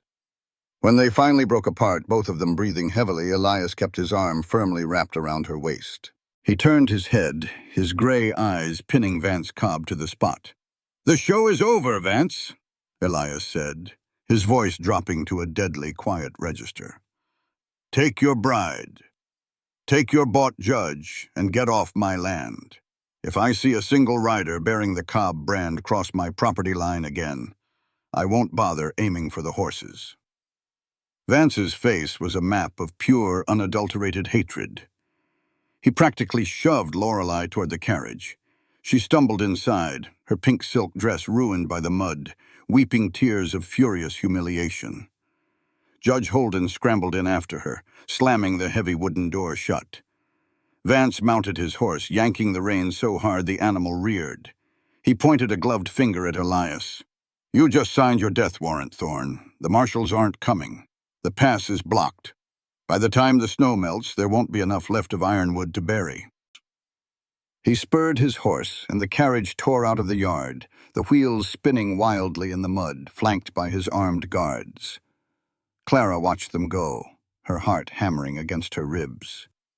The adrenaline was fading, leaving behind a stark, terrifying reality. Jeb lowered his shotgun, stepping off the porch. He looked at Elias, his weathered face grave. "He's right, boss. The dispatch went out, but the pass is choked with 20 feet of snow. The marshals could be weeks away. Cobb is going to hit us with everything he has." Elias looked down at Clara. He brushed a stray, wind-blown lock of hair from her cheek, his thumb lingering on her skin. "Then we dig in," Elias said quietly. He looked back at his foreman. "Board the windows, ration the ammunition. We hold this fortress until the law arrives or until we run out of bullets."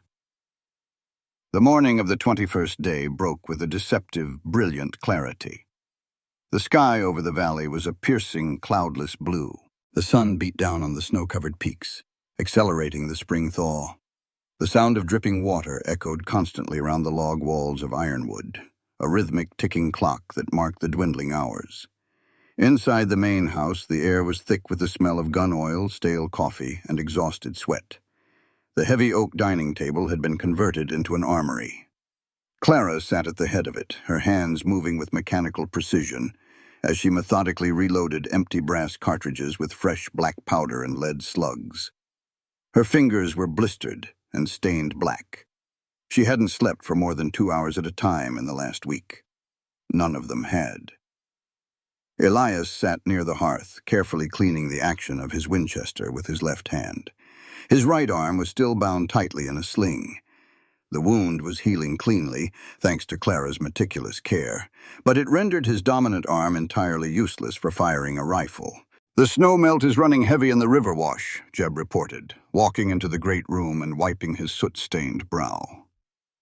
"The pass should be clear enough for a horse by tomorrow. If the marshals receive the dispatch, they'll be making their push." "Mayor Cobb knows that too," Elias said, his voice grim. He snapped the lever of the Winchester shut and rested the rifle across his knees. "Hiram Cobb is a desperate man. His bank is over-leveraged, and without the railroad bid, he's bankrupt. He won't wait for tomorrow. He'll strike today." As if summoned by his words, the sharp, unmistakable crack of a high-caliber rifle shattered the morning stillness. The heavy glass of the front window exploded inward. A shower of jagged shards rained down over the Navajo rugs. "Get down!" Elias roared, throwing his body forward to cover Clara, driving her to the hardwood floor, just as a second bullet splintered the heavy oak table where she had been sitting. The siege had begun. A deafening volley of gunfire erupted from the tree line surrounding the ranch. Bullets chewed into the thick pine logs of the exterior walls with the sound of 100 angry hornets. The sheer volume of fire was staggering. "Return fire!" Jeb bellowed, crawling toward the shattered front window and shoving the twin barrels of his shotgun through the jagged gap. He fired blindly into the trees, the booming roar momentarily drowning out the incoming fire. Elias rolled off Clara, grabbing his Colt revolver with his left hand. "Stay low," he ordered her, his eyes blazing with the fierce protective fury of a cornered wolf. "Get to the cellar." "I am not hiding in a hole," Clara shouted back over the deafening noise. She scrambled across the floor on her hands and knees, ignoring the glass biting into her palms. She reached the gun cabinet and hauled out a massive, heavy weapon, a .50-90 Sharps Buffalo rifle. It was a beast of a gun, nearly as tall as she was, designed to drop a 2-ton animal at 1,000 yards. "Clara, put that down. It will break your shoulder," Elias yelled. "I'm going upstairs," she replied, grabbing a handful of massive brass cartridges and shoving them into the pocket of her skirt. "You need a vantage point to see where they're concentrated. I can cover the yard from the bedroom window." Before he could stop her, she was scrambling up the wooden staircase, keeping her head below the banister as bullets punched through the walls around her. She reached Elias's bedroom, crawling across the floor toward the heavy dormer window overlooking the front yard. She carefully propped the heavy octagonal barrel of the sharps on the windowsill, wedging the wooden stock tightly against her shoulder. She peered through the iron sights. The yard was a chaotic nightmare. Through the lingering gun smoke, she counted them. 20 men. They were moving out from the tree line, using the stone walls and the heavy water troughs as cover, slowly advancing on the main house. They were heavily armed, organized, and ruthless. "They're moving on the barn," Clara screamed down the stairs, her voice tearing from her throat. 5 men flanking the left. Below, she heard Elias cursing. "Jeb, cover the front. I'm moving to the side door to cut them off." Clara watched in terror as the side door of the house kicked open. Elias lunged out onto the porch, moving with shocking speed despite his injury. He fired his Colt rapidly with his left hand, dropping one of Cobb's men instantly. But the remaining rustlers immediately turned their fire on him. Bullets splintered the porch railing around Elias. He dove behind a stack of heavy oak cordwood, pinned down under a merciless hail of lead. Clara's heart seized. She looked through the smoke and spotted the leader of the flanking maneuver. It was Vance Cobb. Vance was creeping along the side of the barn, a lever-action rifle in his hands. He was out of Elias's line of sight, moving into a position to flank the cordwood. Once he rounded the corner, he would have a point-blank shot at Elias's exposed back. "No," Clara breathed. She swung the heavy barrel of the Sharps rifle, tracking Vance's movement. Her hands were shaking violently. She had fired a rifle before, but never at a human being. The thought of taking a life made bile rise in her throat. "He is going to kill your husband," a cold, primal voice whispered in her mind. "He is going to burn your home." Vance stopped at the corner of the barn. He raised his rifle, aiming directly at the stack of wood where Elias was taking cover. He smiled, a cruel, victorious sneer. Clara stopped breathing. She centered the iron bead of the front sight squarely on the center of Vance Cobb's chest. She didn't close her eyes. She tightened her finger on the heavy steel trigger. Boom! The Sharps rifle went off with the concussive force of a cannon. The recoil slammed into Clara's shoulder like a kicking mule, throwing her backward onto the floor of the bedroom. Her ears rang with a high, agonizing whine, and the room instantly filled with acrid white smoke. Gasping for air, her shoulders screaming in agony, Clara crawled back to the windowsill and looked out. Vance Cobb was on the ground. The massive .50 caliber slug hadn't hit his chest. Clara's shaking hands had pulled the shot slightly to the right. Instead, the bullet had struck the heavy wooden corner of the barn right next to him, obliterating the timber and sending a shower of lethal, jagged splinters exploding outward. Vance was screaming, clutching his face in his right arm, dropping his rifle in the mud. He was incapacitated, out of the fight. Seeing their leader fall, the remaining Cobb men hesitated.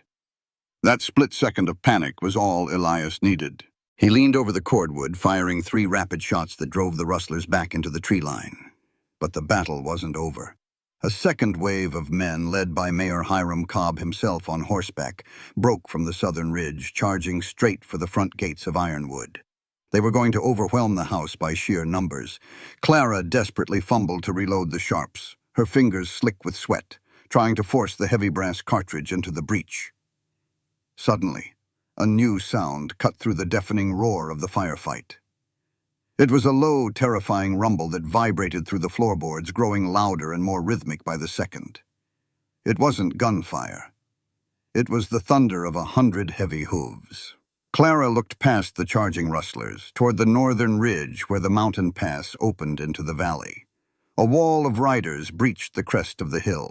They rode shoulder to shoulder, a terrifying, disciplined cavalry dressed in dark coats, wearing wide-brimmed hats and glinting silver stars pinned to their chests.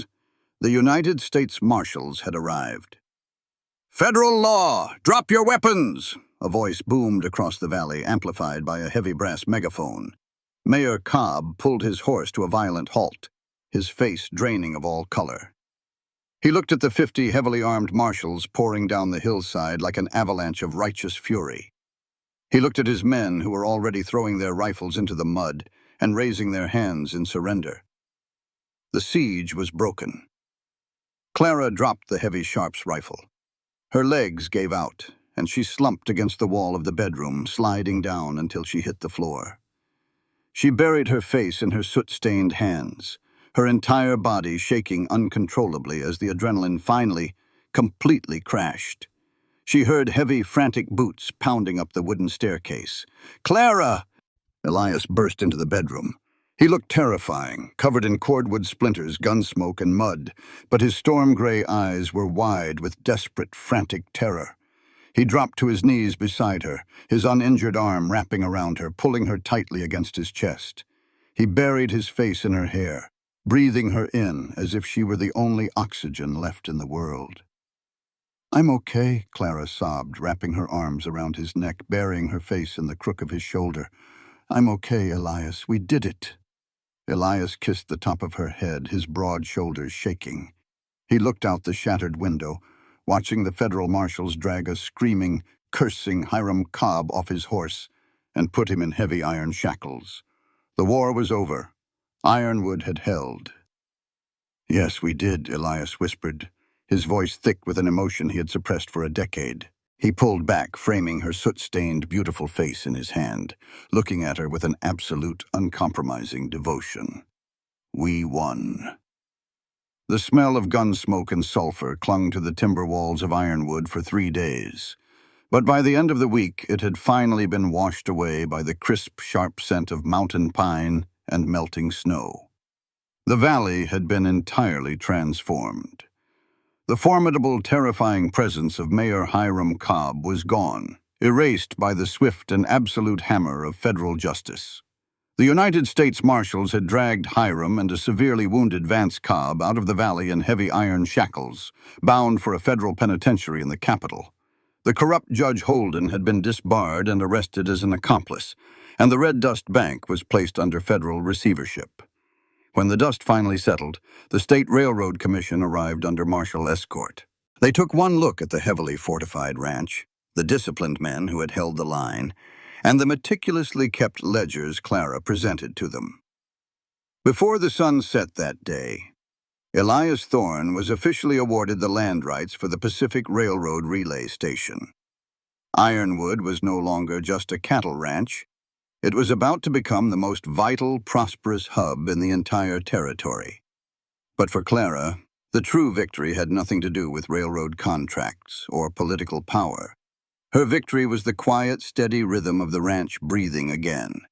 It was the sound of Jeb barking orders to the men as they repaired the splintered barn, the smell of Martha's fresh bread drifting from the kitchen, and the sight of Elias sitting by the hearth, alive.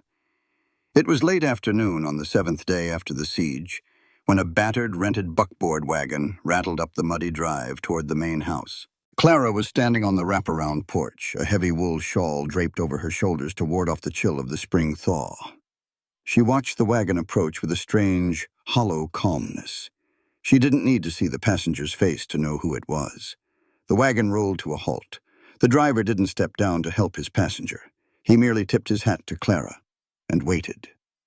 Lorelei Hayes climbed clumsily out of the wagon bed, her boots sinking deep into the ironwood mud.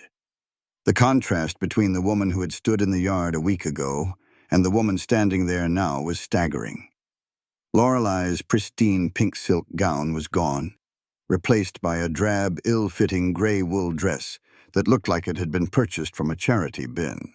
Her golden hair was lank and unpinned, her face pale, her eyes wide and red-rimmed with exhaustion and terror. When the marshals had seized the Cobb estate, they had frozen every asset, locked the bank, and confiscated the stolen bearer bonds. Lorelei, who had banked her entire existence on a corrupt engagement, had been left with nothing. The society women of Red Dust, who had once fawned over her beauty, had immediately turned their backs on the disgraced fiancé of a convicted felon. Lorelei stood at the bottom of the porch stairs, trembling in the cold wind. She looked up at Clara. Clara did not step down to meet her. She stood her ground on the elevated porch, her posture perfectly straight, her hands clasped quietly in front of her. She wore a beautifully tailored dress of dark forest green, a gift Elias had ordered specifically from a catalog in the capital, and she looked every inch the mistress of a vast empire. "Clara," Lorelei whispered, her voice cracking. She took a hesitant step up the wooden stairs. "Clara, please." "Stop right there, Lorelei," Clara said. Her voice was not angry. It was not hateful. It was simply a locked door. Lorelei froze, tears spilling over her pale cheeks. She wrapped her arms around herself, shivering violently. "They took everything. The marshals took the house, the carriages, the clothes. The townspeople won't even sell me bread. They spit at my feet when I walk down the boardwalk." "I know exactly how that feels," Clara replied, her tone perfectly even. Lorelei flinched as if she had been struck. She sank to her knees on the wooden steps, burying her face in her hands, her shoulders heaving with ugly, desperate sobs. "I'm sorry. I'm so sorry, Clara. I was foolish. I was scared. Vance promised me the world, and I wanted to be safe. I wanted to be somebody. You're my sister. You're my own flesh and blood. Please let me stay here. I'll scrub the floors, I'll wash the linens, just don't let me starve out there." Clara looked down at the weeping woman. A month ago, the sight of her sister crying would have broken her heart. She would have rushed forward, pulled Lorelei into her arms, and promised to fix everything. She would have sacrificed her own warmth to keep Lorelei from the cold. But the blizzard on the mountain had burned that naive girl away. Clara reached into the pocket of her skirt and withdrew a thick sealed envelope. She walked to the edge of the stairs and dropped it. It landed with a soft thud on the wooden step right in front of Lorelei's knees. Lorelei looked up, her mascara running in dark tracks down her cheeks. She reached out with trembling fingers and picked up the envelope. "Inside," Clara said, her voice echoing with finality across the quiet yard, "is a first-class train ticket to Boston. There is also $500 in federal banknotes. It is enough to buy yourself a decent boarding house room and sustain you for 6 months while you find honest work." Lorelei stared at the envelope, her lips parting in shock. "Boston? But I want to stay here, with you. We're a family, Clara." "No, Lorelei," Clara corrected her, her voice dropping to a register of absolute steel.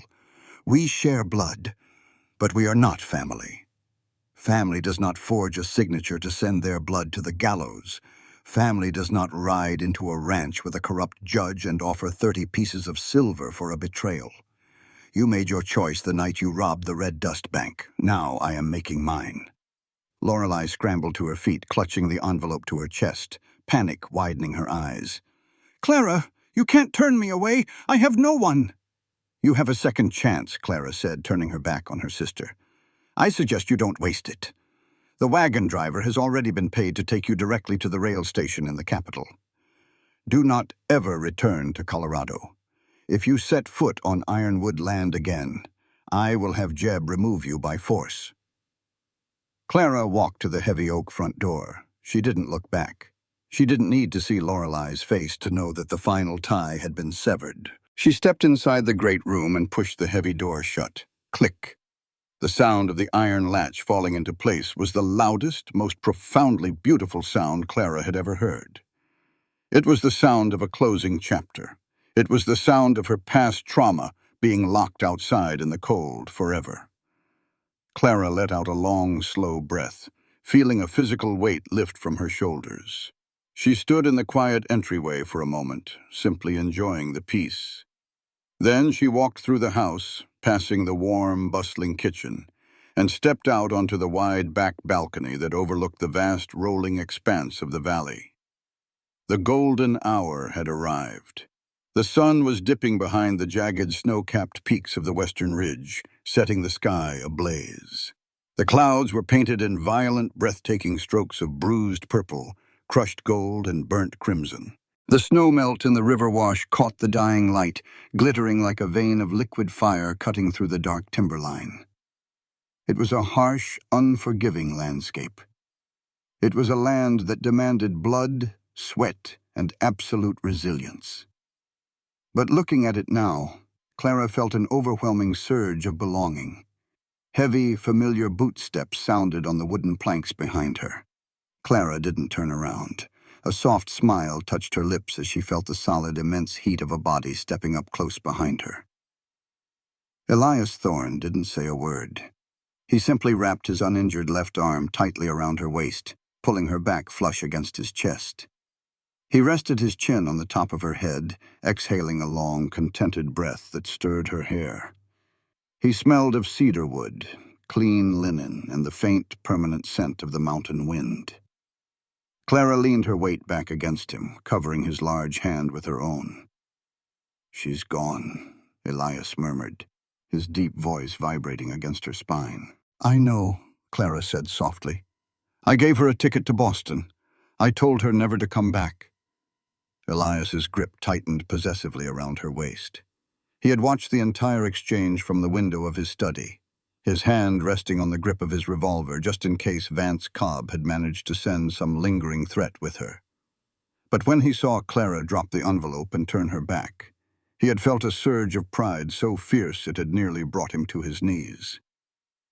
"You have a merciful heart, Clara Thorne," he said, turning his head to press a lingering warm kiss to her temple. "Most women would have let her freeze." "I didn't do it for her," Clara admitted, her eyes scanning the golden horizon. "I did it for me. I didn't want the ghost of my sister haunting my home. I wanted a clean slate." Elias gently turned her in his arms so she was facing him. The fading sunlight caught the jagged silver scar on his cheekbone. But Clara didn't see a monster or an outlaw. She saw a warrior who had bled to protect her. She saw the man who had laid his life on the line in a freezing ravine simply because he refused to let her die alone. He reached down and gently took her left hand in his. Clara looked down. On her ring finger rested the cheap, thin brass band Elias had purchased from a general store the day he had forced her to sign the proxy marriage contract in the mud of red dust. It was tarnished and bent from the brutal labor of the past 3 weeks. Slowly, deliberately, Elias slid the cheap brass ring off her finger. He didn't toss it away. He slipped it into his vest pocket, a memento of the desperate bargain that had brought them together. Then he reached into his other pocket.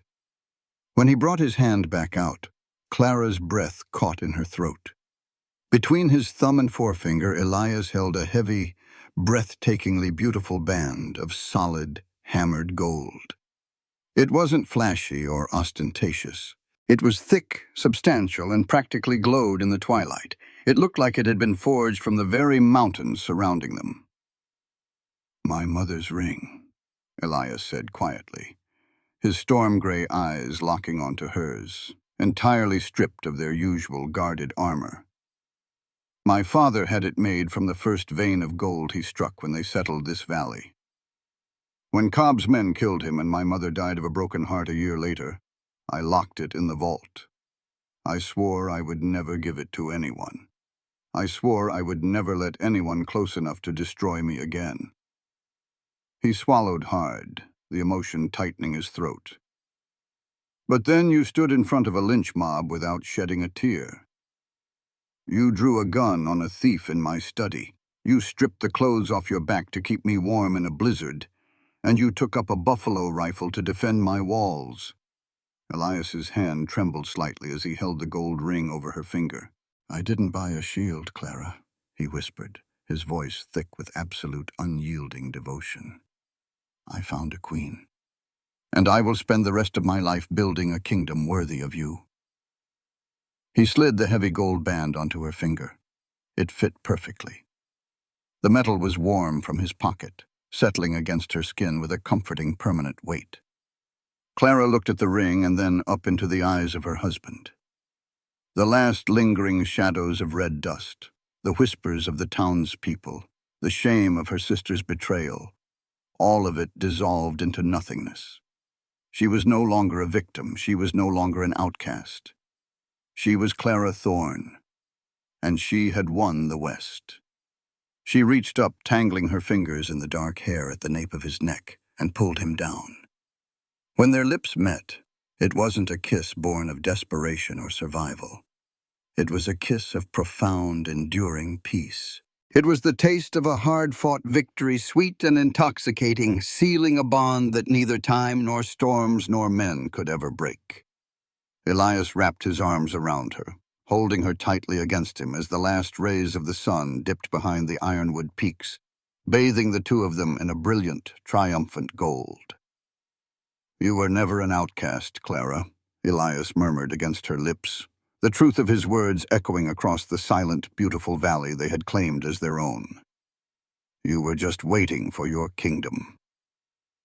This content was carefully researched, developed, and manually edited by our team to deliver meaningful stories with valuable life lessons. Every narrative is crafted to entertain, inspire, and empower our audience. We believe that great stories can change lives, and we are committed to bringing you content that matters. Thank you for being part of our community.